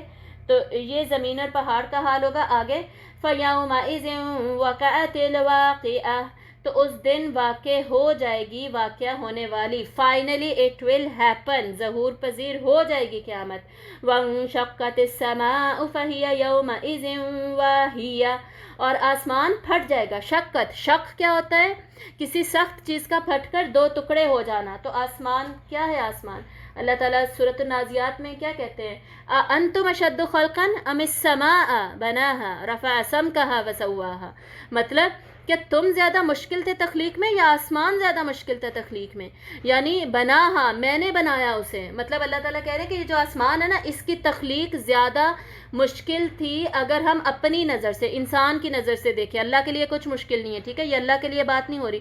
اللہ تعالیٰ ہمیں کہہ رہے ہیں کہ تم خود سوچو، انسان کو بنانا زیادہ آسان ہے اتنے بڑے آسمان کو پھیلا دینے سے. اتنی مضبوط چھت، وہ چھت جو ہمارے اوپر گرتی بھی نہیں ہے، وہ چھت جو بغیر امدن ہے، بغیر کسی ستون کے ہمارے اوپر کھڑی ہے. یہ ڈسکرپشن اس کی سورہ یونس میں آتی ہے. تو یہ جو چھت ہے اللہ تعالیٰ نے رفع سمکہا وسواہا، اس کو اللہ نے سواہا درست بھی کر دیا، ایسا خوبصورت سیدھا بنایا، رفع ہمارے اوپر اٹھا بھی دیا، اتنا اوپر بلندی پہ رکھ دیا. تو ایسی زبردست اور اسٹرانگ مضبوط تخلیق، اس کا ہوگا کیا؟ شقت، ٹکڑے ٹکڑے ہو جائے گی، پھٹ کے رہ جائے گی، دو ٹکڑے ہو جائیں گے اس کے. فہیہ یومئذ واہیہ، تو وہ اس دن بہت زیادہ بے وزن. واہیہ کا مطلب ہوتا ہے جس کا کوئی وزن ہی نہ ہو. جیسے کپڑا ہوتا ہے نا، دھو دھو کے جب کپڑا بہت زیادہ پرانا نہیں ہو جاتا. پرانا کپڑا کیا ہوتا ہے؟ جہاں سے ہاتھ لگاؤ چھجتا جا رہا ہے، پھٹتا جا رہا ہے. اس طرح آسمان ہوگا، کوئی ویلیو ہی نہیں، کوئی وزن ہی نہیں، اتنا کمزور کہ بس ہاتھ لگایا ٹوٹتا جا رہا ہے، پھٹتا جا رہا ہے، اور پھٹ پھٹ کر ٹکڑے ٹکڑے ہو جائے گا. اور آسمان کے بارے میں ہمیں اتنی زیادہ آیات اگلے پارے میں ملیں گی. اذا السماء انشقت، اس کا وہی مطلب ہے، سورۃ الانشقاق میں ہے نا، جب آسمان پھاڑ دیا جائے گا، مطلب یہ دو ٹکڑے کر دیا جائے گا. اذا السماء انفطرت، یہ ہمیں کہاں ملتا ہے؟ سورۃ الانفطار میں. فطرہ بھی پھاڑنا ہی ہوتا ہے، لیکن فطرہ کا مطلب ہوتا ہے درمیان سے کسی چیز کو درمیان سے کسی چیز کو پھاڑ دینا. اور یہ جو انشقاق ہے نا، شقت، اس میں آتا ہے کسی سخت چیز کو پھاڑ کر دو ٹکڑے بھی کر دینا. ٹھیک ہے، فطرہ میں ٹکڑے کرنے کا میننگ شامل نہیں ہے، لیکن شقت سے ہمیں پتہ ہے کہ الٹیمیٹلی وہ دو ٹکڑے تو ہو ہی جائے گا، ختم ہو جائے گا بالکل. اور آگے ہمیں پتہ چلتا ہے اذا السماء کشطت، یہ کہاں سے پتہ چلتا ہے؟ سورۃ التکویر میں اللہ تعالیٰ فرماتے ہیں کشطت کیا ہوتا ہے؟ اس کی کھال کھینچ دی جائے گی، اس کو پیل آف کر دیا جائے گا، یعنی اس کی شکل ہی بگاڑ دی جائے گی. اتنی بڑی اللہ کی تخلیق اور اس کی شکل بگاڑ دی جائے گی. ہم نے السماء، سماوات، جو 7 آسمان ہیں، ان کا سٹرکچر پڑھا تھا نا سیرت میں. کتنا زیادہ کچھ ہے السماء میں، بھرا پڑا ہے آسمان چیزوں کے ساتھ. وہ ساری کی ساری چیزیں ختم ہوں گی اس کے اندر، یہ بھی سوچئے ساتھ ساتھ. اور جو ختم ہوگا نا، سورج، چاند، ستاروں کے ساتھ کیا ہوگا؟ اذا الشمس کورت، سورج کو لپیٹ دیا جائے گا. اذا الشمس کورت و اذا النجوم انکدرت، اور ستاروں کو بجھا دیا جائے گا، ان کی روشنی زیرو کر دی جائے گی. تو بیسکلی یونیورس میں جتنی چیزیں موجود ہیں نا، ان سب کے ختم ہونے کی ڈسکرپشن کیا ہے، وہ ہمیں آخری پارے میں مل جاتی ہے. اذا السماء انفطرت و اذا الکواکب انتثرت، کواکب بھی ستاروں کو کہتے ہیں، اور ستاروں کو تثرت کا مطلب ہوتا ہے بجھا کر ختم کر دیا جانا. بس جب ان کی لائٹ آف کی جائے گی، انہیں ختم کر دیا جائے گا. اس طرح ڈفرینٹ ہمیں ملتی ہیں. اور قمر کے بارے میں، سورج، چاند کے بارے میں بھی پتہ چلتا ہے. سورۃ القیامہ میں اللہ تعالیٰ کہتے ہیں وَجُمِعَ الشَّمْسُ وَالْقَمَرُ، سورج اور چاند کو جمع کر دیا جائے گا، مطلب انہیں آپس میں ملا دیا جائے گا، ٹکرا دیا جائے گا، انہیں آپس میں ٹکرا کے انہیں لپیٹ دیا جائے گا، جیسے کپڑا لپیٹتے ہیں نا ہم، لپیٹ کے ختم کر دیا جائے گا. تو اس طرح کی ڈسکرپشنز ہمیں اگلی صورت میں اگلے پارے میں ملیں گی. اور ہمیں آسمان کے بارے میں کیا پتہ چلتا ہے؟ یوم تکون السماء کالمہل، جس دن آسمان ہوگا، یہ اس سے اگلی ہی صورت میں، سورۃ المعارج میں، آسمان ہو جائے گا تیل کی ترچھٹ کی طرح. مطلب تیل کو پکاتے جائیں گرم گرم اور ریڈ کلر کا ہو جاتا نا، اس طرح آسمان ریڈ کلر کا اور گرم گرم ہو جائے گا. ٹھیک ہے، اور ختم کر دیا جائے گا الٹیمیٹلی. اچھا، یہ آسمان، زمین، پہاڑ، یہ سورج، چاند، ستارے، ان کا میں نے آپ کو بتا دیا. 70% میں نے آپ کو بتایا تھا زمین پہ کیا ہے؟ پانی ہے. پانی کے بارے میں بھی ہمیں پتہ چلتا ہے سورۃ التکویر میں اور سورۃ الانفطار میں. تکویر میں کیا پتہ چلتا ہے؟ کیا پتہ چلتا ہے کہ جو پانی ہے نا سمندروں کا، اس کو اچھال دیا جائے گا. ٹھیک ہے، اچھال دیا جائے گا کا کیا مطلب ہے؟ کہ جو سورج ہوگا نا، ہمیں پتہ ہے قیامت کے دن اتنا قریب پہلے آئے گا، پہلے قریب آئے گا، پھر اس کو لپیٹا جائے گا. صحیح. تو جب قریب آ جائے گا نا، گرمی کی شدت ہوگی، گرمی کی شدت سے پانی ابلنے لگے گا. جو 70% واٹر ہے، آلموسٹ 69% ہے، وہ ابلنے لگے گا، ابل کر اوپر کو اچھلے گا، اچھل کو اوپر آ رہا ہوگا، اور الٹیمیٹلی اسٹیم بنے گا، اسٹیم بن کے ختم ہو جائے گا پانی سارا کا سارا. صحیح. اور زمین کیا ہوگی؟ اذا الارض مدت، زمین تو کھینچ کر لمبی فلیٹ کر دی جائے گی، بس پھر زمین سیدھا فلیٹ جگہ ہی ہوگی، میدان حشر بن جائے گا جس کے اوپر حساب لیا جائے گا. یہ آلموسٹ تقریباً ایک سارا کا سارا منظر میں نے باقی ساری صورتوں سے بھی میں نے آپ کو ایکسپلین کر دیا ہے. اب آگے دیکھیے اگلی آیت کیا ہے، والملک علی ارجائها، اور فرشتے اس کے کناروں پر ہوں گے۔ ملک جو ہے بیسیکلی وہ ملائکہ کا سنگولر ہے، لیکن یہاں پر جنس ملک کی بات ہو رہی ہے، یعنی فرشتے as a whole, as a group سارے کے سارے کہاں ہوں گے؟ آسمانوں کے کناروں پر چلے جائیں گے سارے۔ ابھی فرشتے کدھر ہیں؟ ہمیں حدیث ملتی ہے نا، آپ صلی اللہ علیہ وسلم نے فرمایا کہ ابھی آسمان میں ایک انگلی کے برابر بھی جگہ خالی نہیں ہے جہاں پر کوئی فرشتہ سجدے میں نہیں گرا ہوا۔ اتنے ہیوج آسمان میں ہر جگہ پہ انگلی جتنی بھی جگہ خالی نہیں ہے کہ ایک فرشتہ سجدے میں نہیں ہے، تو سوچے فرشتوں کی تعداد کتنی زیادہ ہوگی، انسانوں سے تو بہت زیادہ ہوگی، کیونکہ ہم تو ایک انگلی کے فاصلے سے ایک دوسرے کے ساتھ جڑ کے نہیں کھڑے نا، ہم تو بہت زیادہ ڈسٹینس پہ کھڑے، فرشتے تو اتنے قریب ہیں۔ اور فرشتے جب اپنے کعبہ کا طواف کرتے ہیں بیت المعمور کا، تو اگلے فرشتے کی باری نہیں آتی، وہ کرتے ہیں طواف چلے جاتے ہیں، پھر اگلا گروپ چلا جاتا ہے، اگلا گروپ چلا جاتا ہے، باری نہیں آتی دوبارہ۔ کتنی زیادہ تعداد ہے ان کی فرشتوں کی، اور کتنے ہیوج، کتنے بڑے ہیں۔ حضرت جبرائیل علیہ السلام کا کیا سائز ہے، ان کی ڈسکرپشن ہم نے پڑھی تھی سیرت میں۔ تو فرشتے کیا ہوں گے؟ آسمانوں کی سائڈس پہ چلے جائیں گے۔ وَيَحْمِلُ عَرْشَ رَبِّكَ فَوْقَهُمْ يَوْمَئِذٍ ثَمَانِيَةٌ، اور اس دن آپ کے رب کے عرش کو اٹھائے ہوئے ہوں گے 8 فرشتے۔ اس کا کیا مطلب ہے؟ اب آپ کے رب کے عرش کو 8 فرشتے اٹھائے ہوئے ہوں گے۔ علماء نے کہا ہے کہ یا تو یہ 8 فرشتے ہوں گے یا 8 گروپس آف اینجلز، یا 8 گروہ ہوں گے کوئی فرشتوں کے۔ اٹھائے ہوئے ہوں گے سے کیا مطلب ہے؟ ہم نے یاد کیا رکھنا اس آیت میں، یہ آیات متشابہات جو ہوتی ہیں نا، یہ ان میں سے ہیں۔ متشابہات وہ آیات ہوتی ہیں جن کو ہم کلیئرٹی کے ساتھ ایکسپلین نہیں کر سکتے، اور ایکسپلین کرنے کی ضرورت بھی نہیں ہے، کیونکہ ہم نے ان پر ایسے ہی ایمان لانا ہے جیسے یہ ہمیں بتائی گئی ہیں۔ ان سے ہمارے عمل پہ کوئی فرق نہیں پڑتا، ٹھیک ہے؟ جب اللہ تعالیٰ کہتے ہیں نا قرآن کی آیات مبینات ہیں، واضح ہیں، کلیئر ہیں، کوئی ڈاؤٹ اور کنفیوژن نہیں ہے، ٹوٹل کلیئرٹی ہے، وہ بات ہو رہی ہوتی ہے ساری عمل والی آیات کی، عقیدے کی، عقیدہ اور عمل اور نصیحت کے لیے 100% کلیئرٹی۔ یہ متشابہات رکھی گئی ہیں، ان کا ہمارے عمل سے کوئی تعلق نہیں ہے، یہ ہمیں ایمان کے لیے دی گئی ہیں کہ بھئی تم ایسے ہی ایمان لا کر دکھاؤ، غیب پر ایمان لاتے ہو کہ نہیں لاتے، یہ ٹیسٹ ہے ہمارا۔ اور دوسرا ٹیسٹ اس میں کیا ہے کہ کہیں تم ان کو زیادہ وہ کیا کہتے ہیں، اس میں زیادہ گھسنے کی کوشش تو نہیں کرتے، زیادہ پتہ کرنے کی کوشش تو نہیں کرتے۔ آپ صلی اللہ علیہ وسلم نے منع فرما دیا کہ متشابہات کو زیادہ نہیں چھیڑا جائے گا، ان میں زیادہ گھسنے کی کوشش نہیں کی جائے گی، ورنہ انسان کے ایمان کو خطرہ ہو جاتا ہے، ٹھیک ہے؟ تو وہ ان میں زیادہ ہم نے گھسنا نہیں ہے، ان کو ایز اٹ از جیسے بتایا گیا ہے۔ بہت ساری آیات متشابہات ہوتی ہیں نا، ان میں جیسے ہمیں جو بتایا گیا ہے اسی طرح ہم اس پر ایمان لے آئیں گے۔ جیسے پچھلی صورت میں بھی تھا نا کہ اللہ پنڈلی کھول دی جائے گی، کیا ایگزیکٹ ورڈز کیا تھے میرے ذہن سے نکل گئے، کہ جس دن یوم یکشف عن ساق، جس دن کے پنڈلی کھول دی جائے گی، مطلب کیا تھا؟ میں نے اس کے بتایا تھا جس دن اللہ تعالیٰ کی خاص تجلی ہوگی، ظہور ہوگا۔ اب کیا ہوگا، کیسے ہوگا، کیوں ہوگا، ہمیں نہیں پتہ، آیات متشابہات، اور ہمیں پتہ ہونے کی ضرورت نہیں ہے، اتنا ہی کافی ہے کہ اللہ کا دیدار ہوگا اور ملاقات ہوگی۔ دیدار کا ڈائریکٹ ذکر آئے گا اسی پارے میں سورۃ القیامہ میں، اس لیے میں دیدار کا ورڈ بار بار یوز کرتی ہوں۔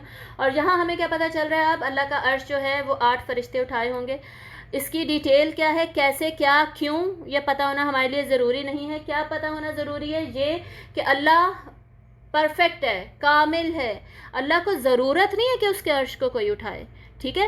یہ ضرورت کے تحت نہیں ہے، یہ ہمارے ذہن میں ہونا چاہیے۔ یہ اللہ کی شان ہے، اللہ کی عظمت ہے، اللہ کے عرش کی شان اور عظمت ہے، کہ اللہ تعالیٰ اپنے عرش کو بھی شان والا کہتے ہیں، مجید کہتے ہیں قرآن مجید میں نا، آگے جا کے سورۃ البروج میں ہم پڑھیں گے۔ تو اس کی شان اور عظمت ہمیں بتانے کے لیے ہمیں یہ انفارمیشن دی جا رہی ہے، بس اتنا ہی ہمارے لیے کافی ہے یہاں پہ پتہ چلنا۔ اور یہ حدیث سے ہمیں پتہ چلتا ہے کہ ابھی اللہ تعالیٰ کے عرش کو 4 فرشتے اٹھائے ہوئے ہیں، حدیث سے ہمیں یہ پتہ چلتا ہے۔ تو یہ بھی ہمارے لیے بس انفارمیشن ہے، ہمیں یہ پتہ جب چل گیا ہم نے بس اس پر ایمان لے کر آنا ہے، اور کچھ نہیں۔ اگلی آیت دیکھیے، یومئذ تعرضون لا تخفی منکم خافیہ، اس دن تمہاری عرضی پیش کر دی جائے گی، تمہارا حساب کتاب شروع کر دیا جائے گا، تمہاری کوئی بھی مخفی سے مخفی بات بھی چھپی ہوئی نہیں رہے گی، کچھ بھی چھپا نہیں رہے گا۔ اندر جو ہم نے خود کانشیسلی چھپایا تھا، اور جو ہمارے سب کانشیس میں یا ان کانشیس مائنڈ میں چھپا ہوا تھا، سارا کچھ اللہ تعالیٰ جانتے ہیں، وہ سب کھول کر سامنے رکھ دیا جائے گا۔ کتابوں میں ہمارے صرف عمل تھوڑی لکھے ہوں گے، ہم نے جو ارادے کیے تھے، جو نیتیں باندھی تھیں، جو ہم نے صرف دل میں سوچا تھا وہ سب بھی تو لکھا ہوا ہوگا نا، تو وہ سارا کچھ سب کچھ سامنے آ جائے گا، اس دن سب پیش کر دیا جائے گا، الٹیمیٹلی اس دن حساب شروع۔ اب آگے ہمیں نتیجے بتائے جا رہے ہیں، یہ وہی سیکشن کنٹینیو ہو رہا ہے، قیامت کا منظر، اب آئے گا جنتیوں کا منظر تھوڑا سا، اس کے بعد جہنمیوں کا منظر، اور یہ سیکشن ختم ہو جائے گا۔ جنتیوں کا کیا بتایا جا رہا ہے یہاں پہ، یہ دیکھیے بہت ہی خوبصورت آیت ہے، ان کو سوچنا ہے ساتھ ساتھ، ٹھیک ہے۔ فَأَمَّا مَنْ أُوتِيَ كِتَابَهُ بِيَمِينِهِ، تو رہے وہ لوگ جو کہ اپنی کتاب، اپنا اعمال نامہ دیے جائیں گے اپنے سیدھے ہاتھ میں، رائٹ ہینڈ والے، اصحاب الیمین جو لوگ ہوں گے سیدھے ہاتھ میں جب دیے جائیں گے نا، فَيَقُولُ، تو وہ کہیں گے، ہَاؤْمُ اقْرَءُوا کِتَابِیَہ، آؤ آؤ دیکھو میرا اعمال نامہ، یہ دیکھو مجھے رزلٹ مل گیا، دیکھو اس کو۔ جیسے بچے ہوتے ہیں نا، بچوں کو رزلٹ ملتا ہے کیا کرتے ہیں، بھاگے بھاگے امی کی طرف آتے ہیں، اور امی کو آ کے کیا کہہ رہے ہوتے ہیں کہ دیکھیں دیکھیں میرا رزلٹ مل گیا، میرا رزلٹ کارڈ مل گیا، اپنے والدین کو کہہ رہے ہوتے ہیں میں پاس ہو گیا، پاس ہو گیا۔ یہ ایگزیکٹ سیم سچویشن ہمیں یہاں پر اس تصویر میں بتایا جا رہا ہے کہ ایسے انسان جہاں پر کہہ رہا ہوگا، کیا کہے گا، ہاں اقرؤوا کتابیہ، آؤ لو پڑھو، دیکھو میرے رزلٹ کارڈ کو پڑھو۔ اور سورۃ الانشقاق ہے نا، وہاں پہ اس سے ملتے جلتے ورڈز آتے ہیں، وہاں پر یہ پہلے تو یہی آیت آتی ہے، فَأَمَّا مَنْ أُوتِيَ كِتَابَهُ بِيَمِينِهِ، تو رہے وہ لوگ جن کو سیدھے ہاتھ میں کتاب دی جائے گی، وہ کیا کریں گے، فَسَوْفَ يُحَاسَبُ حِسَابًا يَسِيرًا، تو ان کا تو حساب بہت ہی آسان ہو گیا، وَيَنْقَلِبُ إِلَىٰ أَهْلِهِ مَسْرُورًا، اور خوشی خوشی پلٹیں گے، مڑیں گے واپس اپنے اہل خانہ کی طرف، خوشی خوشی فیملی کی طرف مڑ کر جائیں گے، اور کہیں گے کیا، وہ اس صورت میں ہمیں پتہ چل رہا ہے، ہاں اقرؤوا کتابیہ، میرا رزلٹ کارڈ دیکھیے، میرے رزلٹ کارڈ کو پڑھیے، ٹھیک ہے۔ انی ظننت انی ملاق حسابیہ، مجھے یقین تھا کہ میری ملاقات اس حساب سے ہونے والی ہے، مجھے پتا تھا میرا رزلٹ آنے والا ہے، میرا رزلٹ ڈے آنے والا ہے، مجھے یقین تھا میری محنت ضائع نہیں کی جائے گی، اور میں نے جتنا صبر کیا دنیا میں مشکلات پر، اس کا مجھے اجر مل کے رہے گا، پتہ تھا مجھے، اسی وجہ سے آج یہ رزلٹ کارڈ مجھے اتنا اچھا ملا ہے۔ فَهُوَ فِي عِيشَةٍ رَاضِيَةٍ، پھر وہ خوبصورت عیش و عشرت والی زندگی میں ہوگا، عیش و عشرت والی زندگی بسر کرے گا۔ ڈائریکٹ رزلٹ ملنے کے بعد اب اس کی عیش و عشرت کی زندگی ایکسپلین کی جا رہی ہے، چھوٹی چھوٹی آیتیں سورت کی، اور شارٹ کٹ میں ہمیں بتایا جا رہا ہے۔ مزید ڈسکرپشن کہاں آتی ہے، جنت کی سب سے زیادہ ڈسکرپشن ہمیں ملتی ہے سورۃ الرحمن، سورۃ الواقعہ، اور یہ ہے سورۃ الدہر۔ سورۃ الدہر تو اسی پارے میں آنے والی ہے، اور ون آف مائی فیوریٹ سورز ہے، پسندیدہ ترین صورت ہے میری، وہ انشاءاللہ ہم پڑھیں گے جب اس پارے میں آئے گی، اس کی سیکنڈ لاسٹ صورت ہے۔ تو فَهُوَ فِي عِيشَةٍ رَاضِيَةٍ، یہ آیت اس میں بھی آتی ہے نا، سورۃ القاریہ کی سیم یہی آیت ہے، تو وہ مزے کی زندگی میں ہوں گے۔ فِي جَنَّةٍ عَالِيَةٍ، اونچی اونچی جنتوں میں، باغات میں، ہمیں اونچے اونچے ریزورٹس پہ ناردرن ایریاز میں جاتے ہیں تو مزہ آتا ہے نا، تو بس اسی لیے جنتیں بھی ہماری اونچے اونچے مقامات پہ ہوں گی، بڑے مزے کی ہوں گی، اور ان کے دامن میں نہریں بہتی ہوں گی، تو ہمیں آلریڈی پتہ ہے۔ قُطُوفُهَا دَانِیَةٌ، پھل ان کے جھکے ہوئے ہوں گے، جھکے ہوئے ہوں گے مطلب بہت ساری آیتوں سے ہمیں پتہ چلتا ہے نا، علی الارائک ینظرون، وہ اپنی مسندوں پر، اپنے صوفاز پر، جو کمفرٹیبل ان کی سیٹنگ ارینجمنٹ ہوگی، اس پر سکون، آرام، تسلی سے ٹیک لگائے بیٹھے ہوں گے، تو اللہ تعالیٰ کہہ رہے ہیں قطوفھا دانیہ، ان پر پھل وغیرہ کھانے پینے کی چیزیں جھکی ہوئی ہوں گی، مشقت نہیں کرنی پڑے گی، محنت نہیں کرنی پڑے گی کہ ہاتھ اٹھا کر جی اب توڑیں، کھڑے ہو کے توڑنا پڑ رہا ہے، اوپر ہو کے توڑنا پڑ رہا ہے، یا سوچ رہے ہیں کہ جی اسے لیں کیسے، ایسا کچھ نہیں ہوگا، خود ہی خوشے جھکتے چلے جائیں گے، جہاں جہاں سارے جنتی بیٹھے ہوں گے، سارے درختوں کے خوشے خود ہی، جو پھل وغیرہ ہے، جو بھی کھانے پینے کی چیزیں ان پہ لگی ہوئی ہوں گی، سب ویسے ہی جھکتے جائیں گے، آرام سکون سے ہم لیتے جائیں گے انشاءاللہ، اللہم اجعلنا منہم آمین۔ کلوا واشربوا ہنیئا بما اسلفتم فی الایام الخالیہ، کھاؤ اور پیو مزے سے، اس وجہ سے جو کہ تم پرانے دنوں میں کرتے تھے، پرانے دنوں میں جو تمہارے اتنے خوبصورت اچھے عمل تھے نا، اس میں جو تم نے کیا ہے نا، اس کی وجہ سے مزے کرو، اب کھاؤ پیو۔ یہ کیا ہے، یہ اب ڈائریکٹلی کہا جا رہا ہے، ڈائریکٹ خطاب کیا جا رہا ہے جنتیوں سے، کھاؤ پیو کا مطلب ہے کہ تم کھاؤ پیو، ٹھیک ہے۔ اب یہاں پہ ڈائریکٹ خطاب کہاں سے آ گیا، ابھی ہم جنت میں گئے تو نہیں ہیں، اس کا مطلب ہے ہم فیل کرنا شروع کر دیں۔ اب اوپر کیا تھا، اس کہہ کے بات کی جا رہی تھی کہ وہ عیشت راضیہ میں ہوگا، وہ ایسے کہے گا، یہاں پر اب کیا ہے، اب تم کھاؤ پیو مزے کرو۔ مطلب اب ہماری امیجینیشن میں ہم پہنچ چکے ہونے چاہیے جنتوں میں. ہم نے اپنے آپ کو امیجن کرنا ہے ہم وہاں بیٹھے ہوئے ہوں گے. اور جیسے ہی علی الارائک کی بات آتی ہے نا بیٹھے ہوئے ہوں گے، تو سورۃ الطور میں اور سورہ یاسین میں فوراً اس کے بعد آتا ہے وَزَوَّجْنَاهَا، ان کی شادیاں کر دی جائیں گی. جیسے ہی جنتوں میں انٹر ہوں گے، بیٹھیں گے، ایک دوسرے کو ویلکم کریں گے، وَزَوَّجْنَاهَا، شادیاں کر دی جائیں گی ان کی. اپنے پھر پارٹنرز کے ساتھ بیٹھے ہوئے ہوں گے، پھر یہ سارے مزے ہوں گے. سمجھ آ رہی ہے؟ پھر پھل جھک رہے ہیں، پھر ولدان آ رہے ہیں، یعنی سرورز جو ہیں وہ آ رہے ہیں، بہت سارے مزے جو سورۃ الدہر میں الٹیمیٹ ہم اس کو دیکھیں گے. تو کہا کیا جائے گا؟ کھاؤ پیو. اب ڈائریکٹ ہمیں یہاں کہا جا رہا ہے تاکہ ہم اپنے آپ کو امیجن کرنا شروع کر دیں. مزے ہیں سارے ہمارے جنت میں. اور وجہ کیا بتائی اللہ تعالیٰ نے؟ وہی ایام الخالیہ میں جو تم کرتے تھے، جو تمہارے اتنے اچھے اچھے اعمال تھے، اس کی وجہ سے. تو یہ پڑھ کر اتنا مزہ آ رہا ہے ہمیں، اور مزہ آنا چاہیے، خوشی محسوس ہونی چاہیے ہمیں یہ آیتیں پڑھ کے. اب آگے دیکھیے، آگے حسرت بھری آیات آ رہی ہیں ان لوگوں کی جن کو کہ اعمال نامہ بائیں ہاتھ میں ملے گا، لیفٹ ہینڈ میں ملے گا. The people of the left hand, اصحاب الشمال جسے اللہ تعالیٰ کہتے ہیں سورۃ الواقعہ میں اور سورۃ الرحمن میں، ان کا کیا حال ہوگا. اب یہ اگلی آیتیں پڑھ کے ہی ہمیں حسرت کا احساس ہونے لگ جائے گا. ان کو دیکھیں، وَأَمَّا مَنْ أُوتِيَ كِتَابَهُ بِشِمَالِهِ، اور رہے وہ لوگ جن کو بائیں ہاتھ میں کتاب نامہ دیا جائے گا. فَيَقُولُ، تو وہ کہیں گے، یا لیتنی لم اوت کتابیہ، ہائے افسوس کیوں دی گئی مجھے یہ کتاب، آخر یہ اعمال نامہ مجھے دیا ہی کیوں گیا ہے. اور یہ جو ہے سورۃ الانشقاق میں یہی نقشہ کیسے کھینچا گیا ہے، اسی کو اللہ تعالیٰ کیا کہتے ہیں؟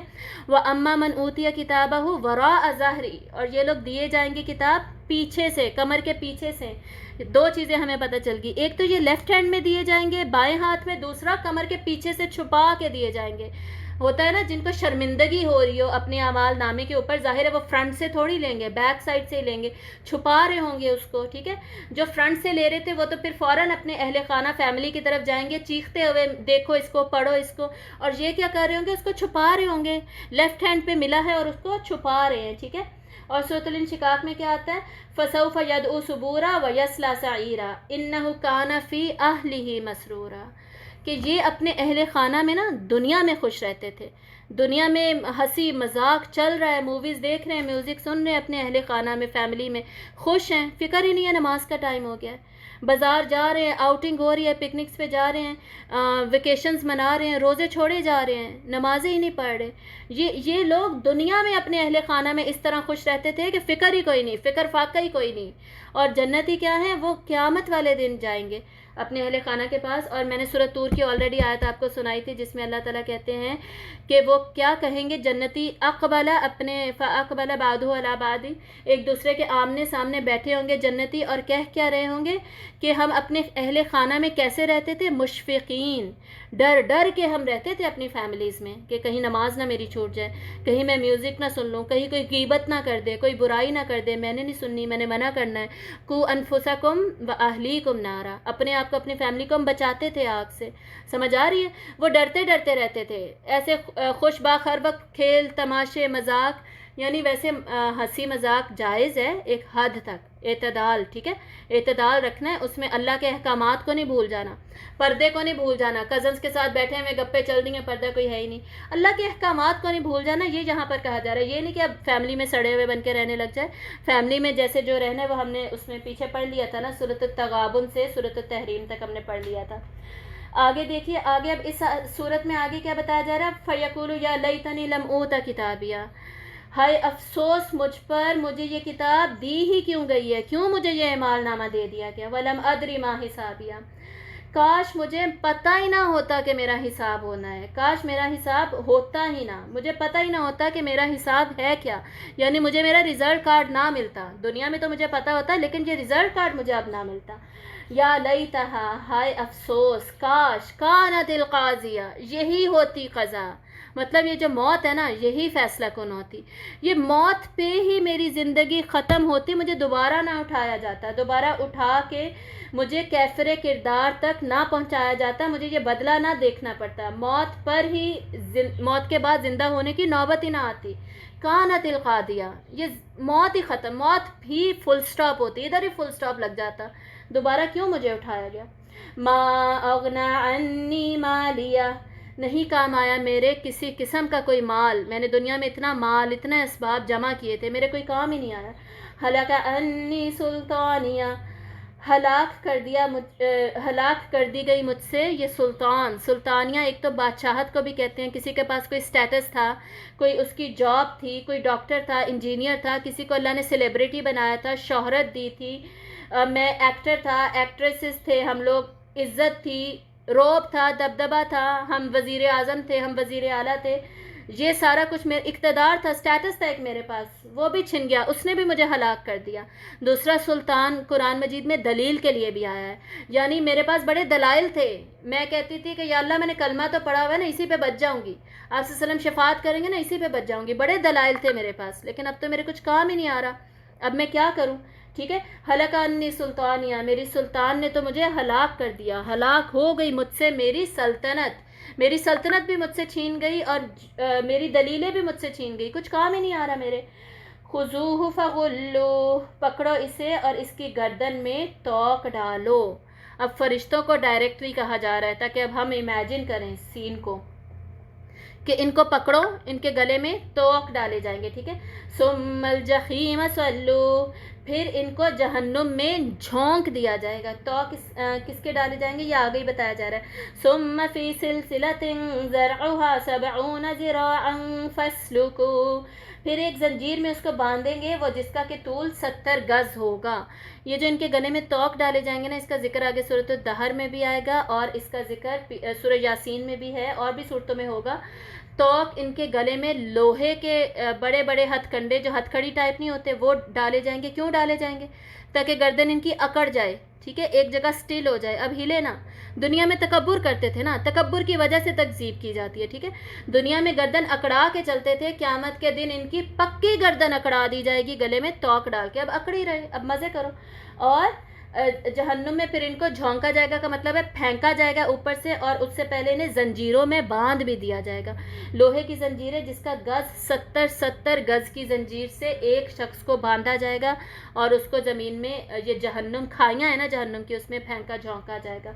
یہ لوہے کی زنجیریں، لوہے کا توق، میٹل آگ میں کیا کرتا ہے، اتنا شدید گرم ہوتا ہے نا۔ کبھی بریسلیٹ ہم نے انگوٹھیاں پہنی ہوتی ہیں نا، توے کے پاس چلے جاؤ، اتنی ہی ہیٹ انگلی کو پہنچ رہی ہے، اتنی ہی انگوٹھی کو پہنچ رہی ہے، انگلی کو اتنی تکلیف نہیں ہو رہی ہوتی جتنی کہ انگوٹھی کو ہو رہی ہوتی ہے۔ میٹل گرم ہو کے جو سکن کو دے رہا ہوتا ہے نا تکلیف، وہ اکیلی انگلی کو آگ پہنچنے سے نہیں ہو رہی ہوتی۔ آپ نے بھی یہ ایکسپیرینس کیا ہوگا، میرے ساتھ بھی کبھی کبھی یہ ہو جاتا ہے، جب چولہے کے پاس ہاتھ کروں فوراً یہی ذہن میں آتا ہے کہ میٹل جب اس دن پہنے گا انسان، اور میٹل کے ساتھ وہ جلایا جائے گا، تو حالت ہوگی کیا جہنم میں۔ تو ڈرنا، یہ جو ہم سوچتے ہیں نا کہ تھوڑے سے میرے گناہ ہیں، چلو جہنم سے نکل کے تو میں جنت میں جاؤں گی، نعوذ باللہ، خدا نہ خواستہ، یہ تو ہماری سوچ بھی نہیں ہونی چاہیے۔ ہم برداشت بھی کیسے کر سکتے ہیں اس سوچ کو؟ آگ کا ایک انگارہ ہم اپنے پاس نہیں آنے دیتے۔ اور سورۃ الحج یا سورۃ الانبیاء دونوں بیسیکلی اکٹھی آتی ہیں، اس لیے مجھے بھول گیا، ان دونوں میں سے ایک سورت میں اللہ تعالیٰ کیا فرماتے ہیں، جہنم کی جب لو بھی نکلے گی نا، گرم گرم ہوا، تو چیخ پڑیں گے جہنم میں۔ جنتیوں کو یہ چیز فیل نہیں ہو رہی ہوگی، ٹھیک ہے، جنتی اس وقت اپنے اعمال کی وجہ سے خوش ہوں گے، وہ چیزیں یہ نہیں دیکھ رہے ہوں گے۔ دکھایا جائے گا انہیں یہ جہنم میں ان کا حصہ، اور جہنمیوں کو جنت میں ان کی جگہ دکھائی جائے گی کہ اگر تم اچھے اعمال کرتے تو یہ تمہاری جگہ ہوتی، تاکہ انہیں حسرت فیل ہو۔ اور جنتیوں کو کیوں دکھائی جائے گی جہنم میں جگہ، کہ اگر تم برے کرتے تو یہ ہوتی تمہاری جگہ، تاکہ مزید ان میں شکر گزاری آئے، ٹھیک ہے۔ یہ بھی ہمیں آگے جا کے قرآن کی آیات سے پتہ چلے گا۔ اس کے علاوہ انہیں جہنم فیل نہیں ہوگی، تو جہنمیوں کو وہ جو لو بھی فیل ہوگی نا جہنم کی، اس سے بھی وہ ڈر جائیں گے اور پناہ مانگیں گے، یا اللہ پلیز اسے تو مجھ سے دور رکھ، اس کے عذاب سے مجھے بتانا۔ تو یہ جو لوگ سوچتے ہیں کہ جی جہنم میں جا کے نکل جائیں گے، سوچنا بھی نہیں ہمیں چاہیے۔ اللہم لا تجعلنا منہم، یا اللہ ہمیں ان میں سے بالکل نہ بنانا، آمین۔ یہاں پر یہ ڈسکرپشن جو تھی قیامت کی، پھر جنت کی، جہنم کی ختم ہو رہی ہے۔ آگے بتایا جا رہا ہے آیت نمبر 33 to 39 میں اس کی وجہ کیا بنی تھی، مزید وجہ شروع میں ہمیں پتہ چل گئی تھی، عصوا رسول ربہم، اپنے رسول کی نافرمانی کی۔ اس سے پہلے کذبت القاریہ، قاریہ کو جھٹلایا، قیامت پہ بھی نہیں ایمان لا رہے تھے، رسول کی بھی نافرمانی کر رہے تھے۔ مزید ان کی چارج شیٹ آگے بتائی جا رہی ہے، 2 اور گناہ اس میں ایڈ کیے جا رہے ہیں، آگے دیکھیے۔ اِنَّهُ كَانَ لَا يُؤْمِنُ بِاللَّهِ الْعَظِيمِ، یہ اللہ پر نہیں ایمان رکھتا تھا جو کہ بہت زیادہ عظمت والا ہے، عظیم اللہ پر، اللہ کی شان، اللہ پر جیسا ایمان رکھنا چاہیے تھا ویسا ایمان نہیں تھا اس کا۔ یعنی یا تو منکر تھا اللہ کا، یا اللہ کے احکامات کا منکر تھا، یا ملحد تھا۔ ملحد کون ہوتا ہے؟ جو کسی گاڈ پہ بلیو ہی نہیں کرتا۔ یا مشرک تھا، اللہ کے ساتھ شرک کرتا تھا، اللہ کو بھی مان رہا ہے اور ساتھ ساتھ شرک بھی چل رہا ہے۔ یا پھر اللہ کی صفات کا انکاری تھا کہ اللہ تو ہے لیکن وہ مجھے سزا نہیں دے گا، ٹھیک ہے، یہ اللہ کی صفت کا انکار ہے۔ سمجھ آ رہی ہے؟ اللہ کے رحم سے دیکھیں امید رکھنی ہے، لیکن میں نے آپ کو پہلے ہی بتا دیا تھا حدیث کیا ہے، مومن ہمیشہ امید اور خوف کے درمیان میں رہتا ہے، ٹھیک ہے، تو یہ ہم نے ہمیشہ یاد رکھنا۔ ایک ان کا اب ایمان باللہ کا انکار، یہ اس میں ایڈ ہو گیا ان کی چارج شیٹ میں۔ اگلا ان کا کیا گناہ تھا؟ وَلَا يَحُضُّ عَلَىٰ طَعَامِ الْمِسْكِينِ، اور مسکین کو کھانا کھلانے کی ترغیب ہرگز یہ نہیں دیتے تھے۔ پیچھے کیا ہے؟ حقوق اللہ کی بات ہو رہی تھی، یہاں کیا ہے؟ حقوق العباد کی بات ہو رہی ہے۔ حقوق العباد بھی پورے نہیں کرتے تھے لوگوں کے حقوق، ان میں سے ٹاپ کی ایک ایگزامپل دی جا رہی ہے۔ اس کا مطلب یہ نہیں ہے کہ صرف یہ ایک کام نہیں کرتے تھے، مطلب کہ ٹاپ کے کاموں میں سے یہ ایک کام بتایا جا رہا ہے کہ یہ بھی نہیں کرتے تھے تو باقی کیا کرتے ہوں گے؟ باقی بھی حقوق العباد نہیں پھر دیتے ہوں گے۔ اس کا کیا مطلب ہے؟ مسکینوں کو کھانا کھلانے کی ترغیب نہیں دیتے تھے، یعنی دوسروں کو کہتے ہی نہیں تھے کہ مسکینوں کو کھانا کھلاؤ۔ کیوں نہیں کہتے تھے؟ تاکہ کہیں وہ بھی مجھ سے نہ پوچھ لیں کہ بھئی تم کھلاتے ہو جو تم مجھے کہہ رہے ہو، میں تو خود نہیں کھلاتا، تو میں دوسروں کو کیسے ترغیب دوں؟ سمجھ آئی؟ مطلب اس میں پھر ایڈڈ ہے کہ نہ وہ خود کھانا کھلاتے تھے مسکینوں کو، نہ ہی وہ دوسروں کو ترغیب دیتے تھے۔ ترغیب تو دوسرے مرحلے پہ دی جاتی ہے نا، جو انسان خود کھلاتا ہے، تو جب کھلاتے ہی نہیں ہے تو ترغیب کیسے دیں گے؟ ترغیب اس لیے نہیں دیں گے جی اس نے الٹا مجھ سے پوچھ لیا کہ تم کھلاتے ہو تو میں کیا کہوں گا، اس لیے ٹوٹل اس ٹاپک کو چھیڑو ہی نہ، یہ یہاں بات ہو رہی ہے۔ یعنی اتنے غریب مسکین کی بیسک نیڈز پورے کرنے کا خیال نہیں ہے ایسے لوگوں کو۔ حقوق اللہ ریجیکٹڈ ہے، حقوق العباد بھی ریجیکٹڈ ہے۔ مطلب کیا ہے؟ مطلب ہے کہ اللہ کے احکامات کو بیسکلی مانا نہیں جا رہا، کسی اللہ کے حکم پر عمل نہیں کیا جا رہا۔ فَلَيْسَ لَهُ الْيَوْمَ هَاهُنَا حَمِيمٌ، تو اس کے لیے یہاں اب کوئی گرم جوش دوست نہیں ہے، مطلب اب قیامت کے دن نا اس کا کوئی مددگار، کوئی گہرا دوست نہیں ہوگا جو اب آ کے اس کو بچا لے گا۔ وَلَا طَعَامٌ إِلَّا مِنْ غِسْلِينَ، اور نہیں ہوگا ان کا کھانا مگر، جہنمیوں کا کھانا مزید بتایا جا رہا ہے، ان کا کھانا ہوگا غسلین۔ غسلین کیا ہوتا ہے؟ غسل سے ہے۔ غسل کیا ہوتا ہے؟ یہ جو برتن شرتن دھوئے نہیں جاتے، جب ہم دھوتے ہیں تو وہ گندا پانی ذرا جمع کر لیں، اس میں کتنا گند ہوتا ہے، ہر طرح کا گند، آئل اس میں بکھرا ہوا ہے، اور کوئی لیکوڈ اس میں گرا ہوا ہے، کسی نے کیچپ کھائی تھی وہ گری ہوئی ہے، کچھ کھانے کے پیسز وغیرہ گرے ہوئے ہیں، چونٹیاں فرض کریں اس میں، ہر طرح کا گندا مواد اس گندے غسلین میں، پانی میں جمع ہے جس سے ہم نے غسل دیا تھا برتنوں کو، وہ اس کو غسلین کہتے ہیں۔ یہاں پہ غسلین کس چیز کی ہوگی؟ ان کا کھانا ہوگا غسلین، مطلب جس سے زخم دھلے ہوئے ہوں گے، زخموں کی جو پیپ ہوگی، زخموں کا جو گند ہوگا، میل ہوگی، یہ سارا کچھ لیکوڈ ٹائپ میں مکس ہوا کھانے کے لیے انہیں ملے گا، یہ ان کا کھانا ہوگا۔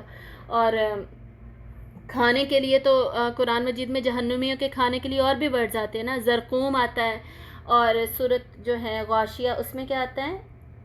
اس میں ایک اور ورڈ آتا ہے کھانے کے لیے، ٹھیک ہے، سورۃ الغاشیہ میں کسی اور چیز کا ذکر ہے، زرقوم جو ہے اس کا مسلسل ذکر آتا ہے پورے قرآن مجید میں۔ اور یہ جو زرقوم ہے یہ کیا ہے؟ یہ بیسکلی ایک وہ ہے درخت ہے، کانٹے دار درخت ہے، جس کے اوپر جو پھل لگتا ہے وہ اس طرح کھوپڑیوں کی شکل کا ہوگا، اس طرح کی اس کی ڈسکرپشن ہمیں ملتی ہے۔ تو وہ زرقوم کے درخت کو وہ لوگ کھائیں گے، اس طرح غسلین کو وہ لوگ کھائیں گے۔ اور سورۃ الغاشیہ میں بھی ہمیں پتہ چلتا ہے، سورۃ الغاشیہ میں ہمیں کیا پتہ چلتا ہے؟ لیس لہم طعام الا من ضریع، ضریع ہوگا جس کو کہ وہ کھائیں گے۔ ضریع کیا ہوتا ہے؟ یہ ہوتی ہیں خاردار جھاڑیاں، تو کانٹے والی جھاڑیاں ہوں گی وہ بھی وہ کھائیں گے۔ اس کے علاوہ ایک دو چیزیں اور بھی ہمیں پتہ چلتی ہیں، ٹوٹل 4 یا 5 چیزیں ہیں، 3 تو میں نے آپ کو بتا دی، 3 میں سے ٹوٹل میرے خیال میں 4 یا 5 ہی ہیں جو کہ بیسکلی جہنمیوں کے کھانے کے بارے میں ہمیں پتہ چلتا ہے۔ لا یأکلہ الا الخاطئون، نہیں کھائیں گے اسے مگر خطا کار، جو خطا کار گناہ گار تھے نا وہی انہیں کھائیں گے، اس کے علاوہ لوگ نہیں کھائیں گے۔ تو یہاں پر ان کے وجہ عذاب بتا کے عذاب کی تھوڑی سی اور ڈسکرپشن دی گئی، بات ختم۔ اب آگے 38 to 52 آیات میں دوبارہ سے ہمیں دوبارہ ایمان کی دعوت دی جا رہی ہے، اللہ پر ایمان، رسول پر ایمان، اور جیسے میں نے بتایا تھا نا قرآن پر ایمان۔ تو اس آخری سیکشن میں قرآن پر بہت زیادہ بات ہے، ٹھیک ہے، قرآن کو پھر الٹیمیٹلی جو قرآن پر عمل کرتا ہے وہی اسی کے اعمال نامے اچھے ہوتے ہیں، یہ ہمیں پتہ چل جائے گا۔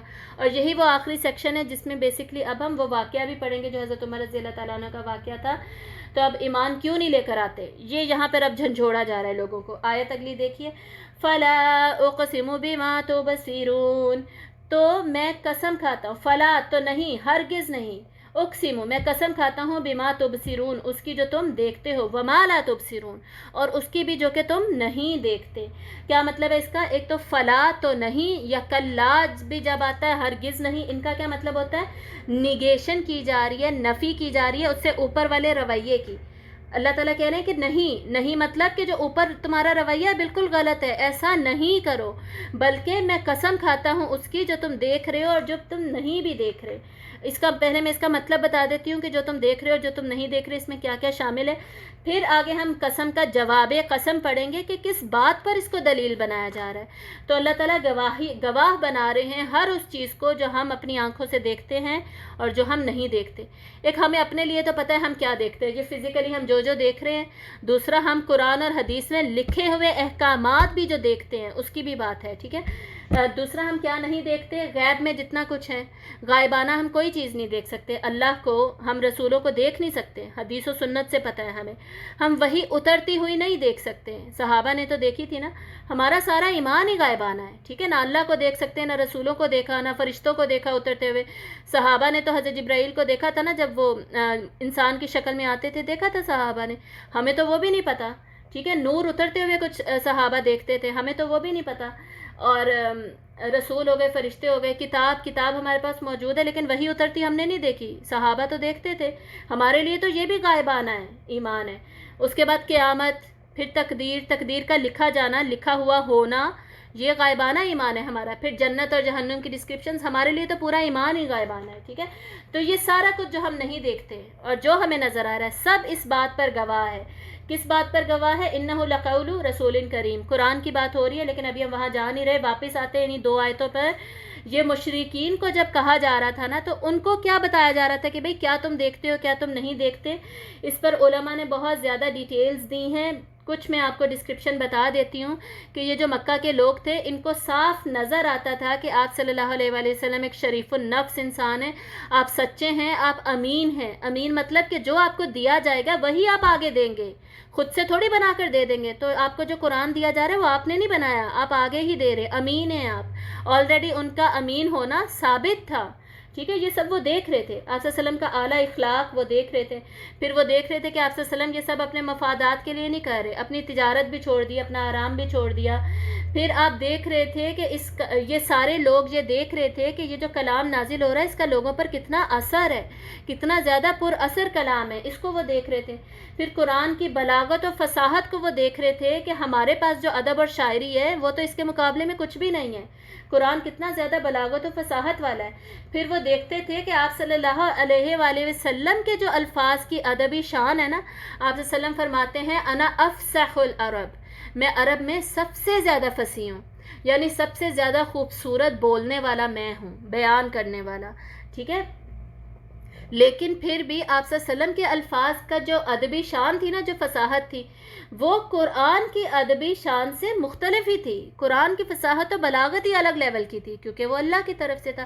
یہ بھی انہیں نظر آ رہا تھا کہ یہ آپ صلی اللہ علیہ وسلم کا کلام نہیں ہے. یہ سب وہ دیکھ رہے تھے، پھر بھی مان نہیں رہے. دوسری طرف وہ کیا نہیں دیکھ رہے تھے؟ وہ بھی یہی کچھ نہیں دیکھ رہے تھے جو کہ ہم بھی نہیں دیکھ سکتے.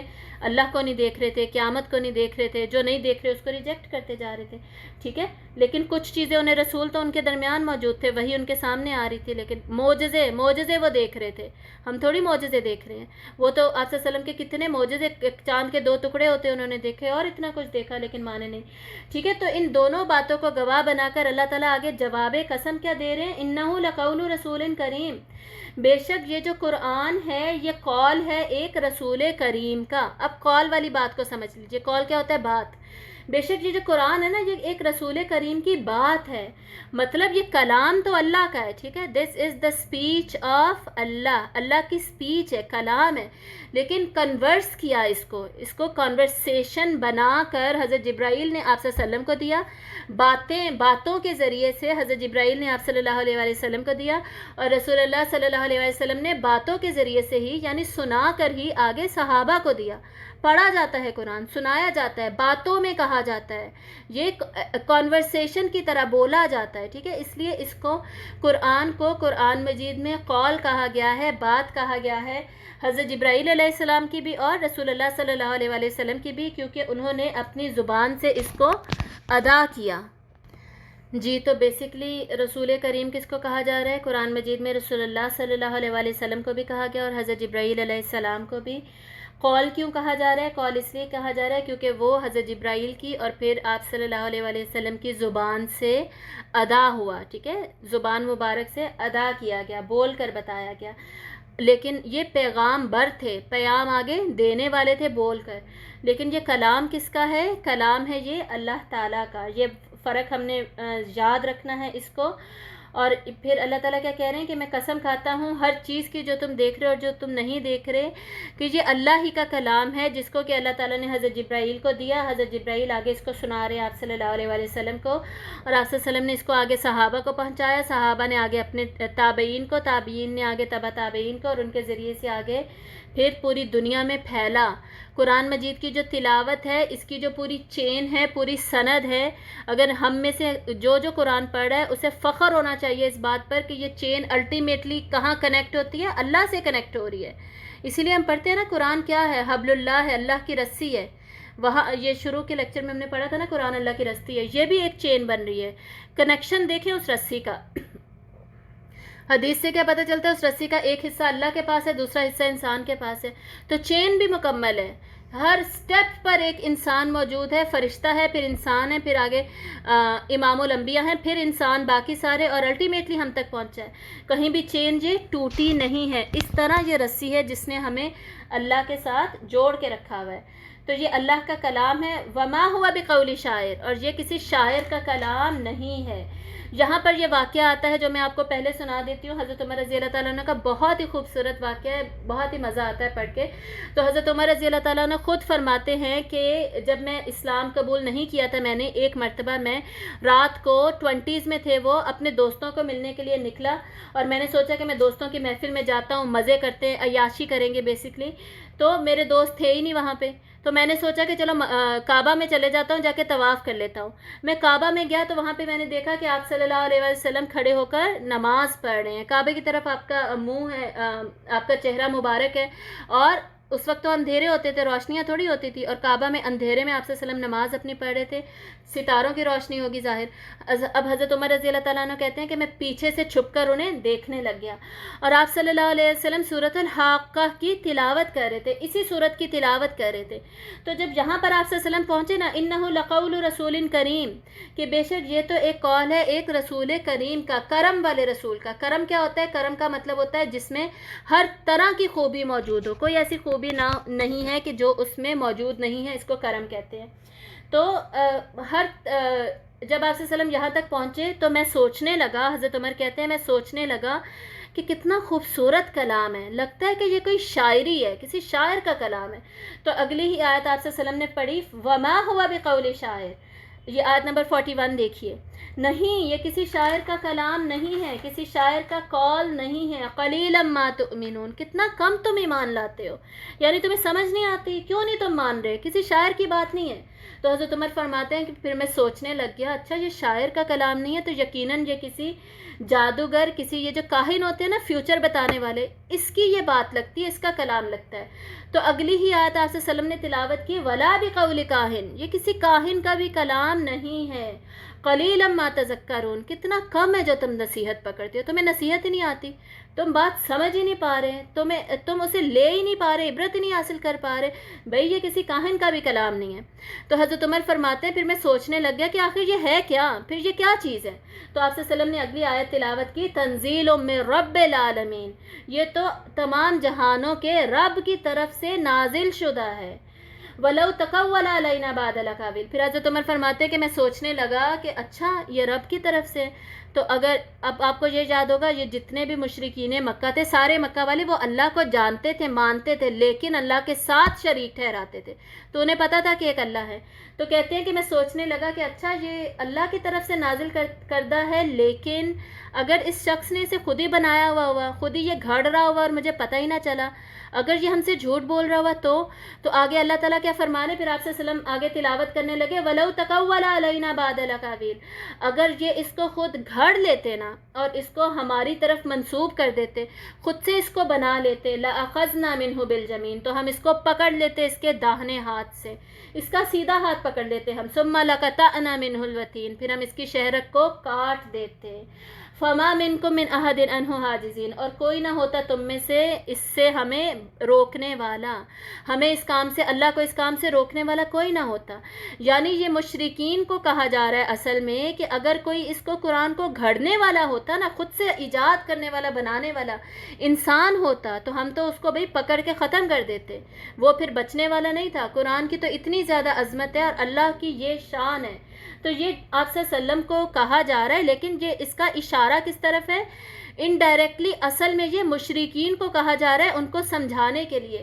تو یہ وہ کانورسیشن تھی جو حضرت عمر کے ساتھ ہو رہی تھی. حضرت عمر کچھ سوچتے تھے، اس کا جواب فوراً انہیں سورۃ الحاقہ میں آپ صلی اللہ علیہ وسلم کی تلاوت سے مل جاتا تھا. آپ صلی اللہ علیہ وسلم کو تو نہیں پتا تھا کہ یہ سین چل رہا ہے، لیکن اللہ کو پتا تھا. تو اللہ نے اس طرح حضرت عمر کے دل میں ایمان داخل کر دیا. حضرت عمر فرماتے ہیں کہ یہ پہلی دفعہ تھا کہ میرے دل میں ایمان داخل ہو گیا. پھر اس کے کچھ عرصے کے بعد جو ان کی بہن حضرت فاطمہ ابن خطاب ان کا واقعہ ہوتا ہے، حضرت عمر وہاں جاتے ہیں، وہاں پہ پھر ایمان الٹیمیٹلی اسلام قبول کرتے ہیں، وہاں ارادہ کرتے ہیں آپ صلی اللہ علیہ وسلم کے پاس جا کے دارالارقم میں اسلام قبول کرتے ہیں. وہ سارا کچھ بعد میں ہوگا، اس سے پہلے یہ واقعہ ہوتا ہے. ٹھیک ہے، تو اللہ تعالیٰ کیا کہہ رہے ہیں کہ قرآن پر ایمان لے کر آؤ. یہ اللہ نے رسولوں کو دیا جو کہ کرم والے تھے، اور نہ یہ شاعر کا کلام ہے نہ یہ کسی کاہن کا کلام ہے، یہ تو تمہارے رب نے خود وہاں سے نازل کیا ہے. تنزیل ہوتا ہے بتدریج نازل کرنا، آہستہ آہستہ سٹیپ وائز 23 سالوں میں نازل کیا ہے، اور اس کو کوئی گھڑ نہیں سکتا. اگر گھڑا ہوا ہوتا، اگر کوئی انسان یہ کوشش کرے نا کہ گھڑ لے گا قرآن، اس کو تو ہم چھوڑیں گے ہی نہیں. ایسا پاسبل ہی نہیں ہے کہ وہ اللہ پہ جھوٹ باندھ دے. اسی لیے قرآن کی حفاظت کا اللہ نے ذمہ لیا ہے نا. فما منکم من احد عنہ حاجزین، اور پھر انہیں بچانے والا کوئی نہیں ہوگا اللہ سے. وَإِنَّهُ لَتَذْكِرَةٌ لِّلْمُتَّقِينَ، اور بے شک یہ تو نصیحت ہے متقین کے لیے. یعنی یہ جو قرآن ہے آخر کیوں نہیں اس پہ ایمان لاتے، کیوں نہیں اس سے نصیحت لیتے؟ یہ تو یاد دہانی ہے، نصیحت ہے تمام متقین کے لیے، یعنی ان لوگوں کے لیے جو گناہوں سے اور برے انجام سے بچنا چاہتے ہیں، تقوی اختیار کرتے ہیں، ان کے لیے تو یہ نصیحت ہے، ہدایات ہے، انہیں تو یہ لے لینا چاہیے فوراً. وَإِنَّا لَنَعْلَمُ أَنَّ مِنْكُمْ مُكَذِّبِينَ، اور بے شک ہم جانتے ہیں کہ آپ کے درمیان میں مکذبین ہیں. ہمیں پتہ ہے کہ آپ کے درمیان میں ایسے لوگ موجود ہیں جو کہ قرآن کو لینا نہیں چاہتے، اس کو ریجیکٹ کر رہے ہیں، مان نہیں رہے. کیوں؟ کیونکہ وہ قرآن کے اصل میں مسئلہ کیا تھا؟ مسئلہ یہ تھا کہ قرآن کے جو احکامات ہیں نا، اس کی وجہ سے زندگی بدلنی پڑ رہی تھی، پردہ کرنا پڑ رہا تھا. ٹھیک ہے، ہمارے حالات یہ ہیں. انہیں تو نماز پڑھنی پڑ رہی تھی، انہیں تو اپنے کعبہ سے بتوں کو ہٹانا پڑ رہا تھا، شرک چھوڑنا پڑ رہا تھا، اپنی ساری پریکٹسز چینج کرنی پڑ رہی تھی. ہمارا بھی یہی حال ہے، ہمیں بھی اللہ کے احکامات پر عمل کرنا پڑتا ہے نا. اس لیے ہم کیا کرتے ہیں؟ اب مسئلہ یہ کہ ہم تو پیدائشی مسلمان ہیں نا، ہمارا تو ایمان ہے، لیکن ہم کیا کہتے ہیں؟ ترجمے سے نا میں کہیں پڑھ لوں، مجھے تفسیر نہ کہیں پتہ چل جائے، پھر تو مجھے عمل کرنا پڑ جائے گا نا. مجھے پتہ چل جائے گا تو شرمندگی کے مارے مجھے عمل کرنا پڑ جائے گا. تو ہم کیا کرتے ہیں؟ ریجیکٹ ہی کرتے رہتے ہیں، پاس نہیں جاتے قرآن کے کہ اس کے عربی کو تھوڑا سا بھی سمجھ لیں، اور اس کے ریجیکٹرز، اس کے احکامات کے ریجیکٹرز ہی بنے رہتے ہیں تاکہ اپنے مفادات پہ ہم قائم رہیں، اپنا جو ہمیں صحیح لگتا ہے نا بس وہ کرتے رہیں. وَإِنَّهُ لَحَسْرَةٌ عَلَى الْكَافِرِينَ، اور بے شک یہ حسرت ہے کافروں کے اوپر. یعنی قرآن مجید کافروں کے لیے پھر حسرت کا باعث بن جائے گا. انہیں حسرت ہوگی اس بات پر قیامت کے دن کہ انہوں نے اس کی تکذیب، اس کو کیوں ریجیکٹ کیا، کیوں جھٹلایا تھا، اس کو کیوں نہیں ایمان لے کر آئے. جیسے کہ افسوس ہو رہا ہوگا، حسرت کا سما آلریڈی جہنم کی ڈسکرپشن میں ہم نے دیکھ لیا. اور کیوں حسرت ہوگی ہمیں حدیث سے پتہ چلتا ہے. آپ صلی اللہ علیہ وسلم نے فرمایا القرآن حجت لک او علیک، قرآن جو ہے وہ حجت بنے گا یا آپ کے خلاف یا آپ کے حق میں.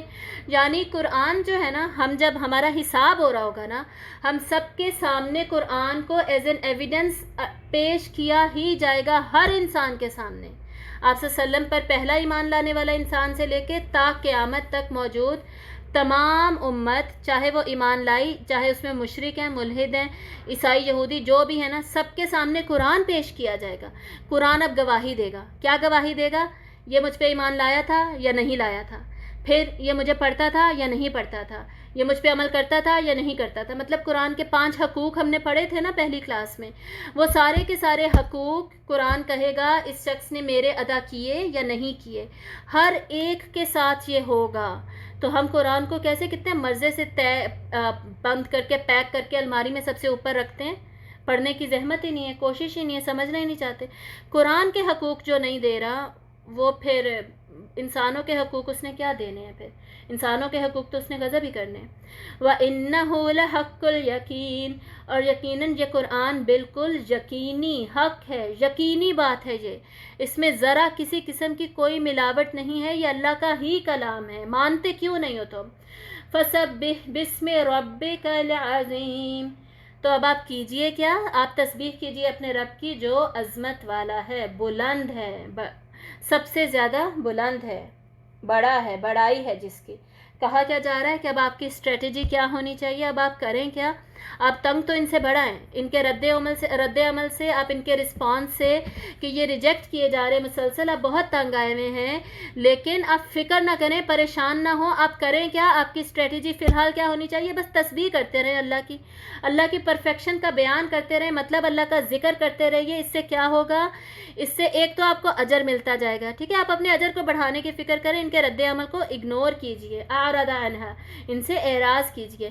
اور تسبیح سے مزید کیا ہوگا؟ دل کو تقویت ملتی جائے گی، صبر کرنا آسان ہو جائے گا. اللہ کی ذات سے دل کو تقویت ملے گی، صبر کرنا آسان ہوگا. تو آپ کیا کیجئے؟ تسبیح کرتے جائیے. تو یہ جو سٹائل ہے اینڈنگ کا اس صورت کا، بہت زیادہ مکی صورتیں اسی سٹائل پر اینڈ ہوتی ہیں کہ آپ کو اسٹریٹجی بتائی جاتی ہے کہ آپ فی الحال کیا کریں. فی الحال جہاد کرنے کی ضرورت نہیں ہے. ہم نے مکی صورتوں میں، مدنی صورتوں میں پڑھ لیا تھا نا، اللہ تعالیٰ کہتے ہیں اقامت دین کرو، جہاد کرو، اپنے ذات کے ذریعے سے کرو، جانے دو، مال دو، اولاد لگاؤ، کرو، رستے میں نکلو، اللہ کے رستے میں انفاق کرو، خرچ کرو. یہ سارے احکامات کس کے ہیں؟ مدنی صورتوں کے. یہاں پہ مکی صورتوں میں ہمیں بار بار ملے گا اللہ کی تسبیح کرتے رہو، ذکر کرتے رہو، عبادت کرتے رہو. کیوں؟ صبر کرتے رہو. کیوں؟ ایمان مضبوط ہوتا رہے، ٹھیک ہے. مکی صورتوں میں ایمان پر کام کیا گیا تھا. تو یہاں پر یہ صورت مکمل ہوتی ہے. اب ہم اس کی بہت خوبصورت آواز میں تلاوت سننے لگیں. یہ شیخ عبدالعزیز الزہرانی ہیں، ون آف مائی فیوریٹس، اور یہ سعودی عرب میں جدہ میں ایک مسجد میں امام ہیں. بہت ہی خوبصورت یہ تلاوت کرتے ہیں. ان کی تلاوت اب سنیے گا. بسم اللہ الرحمن الرحیم.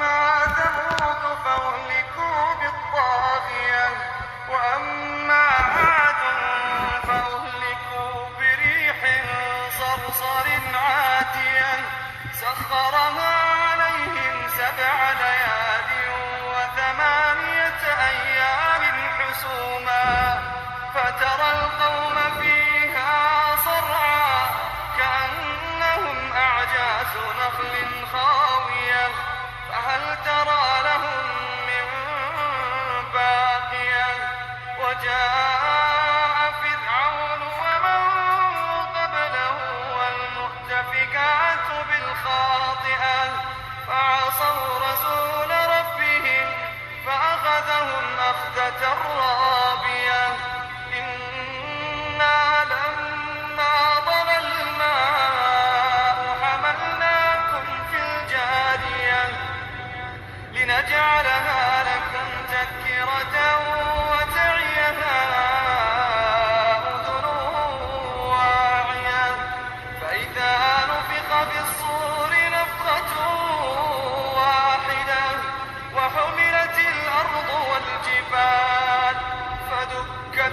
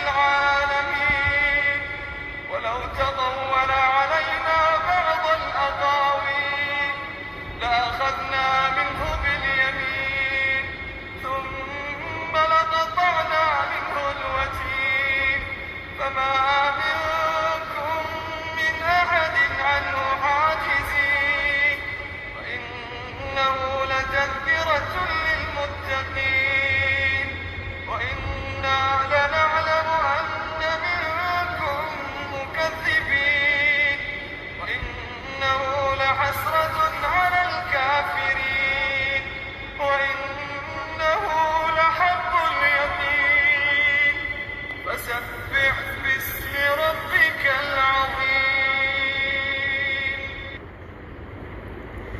جی تو یہ سارے قرآن حضرات کو ہم سنتے ہیں تاکہ آپ ان میں سے کسی کو تو سلیکٹ کریں اور جو آپ کو پسند آئے ان کی آواز میں زیادہ سے زیادہ قرآن مجید ضرور سنیے. ٹھیک ہے، ان کا سٹائل بالکل ٹوٹلی ڈیفرنٹ ہے جن کو ہم پہلے زین صاحب کو سنا کرتے تھے یا سدیس صاحب کو ہم سنتے ہیں. ٹھیک ہے، وآخر دعوانا ان الحمد للہ رب العالمین سبحانک اللہم وبحمدک نشہد ان لا الہ الا انت نستغفرک ونتوب الیک. السلام علیکم ورحمۃ اللہ وبرکاتہ.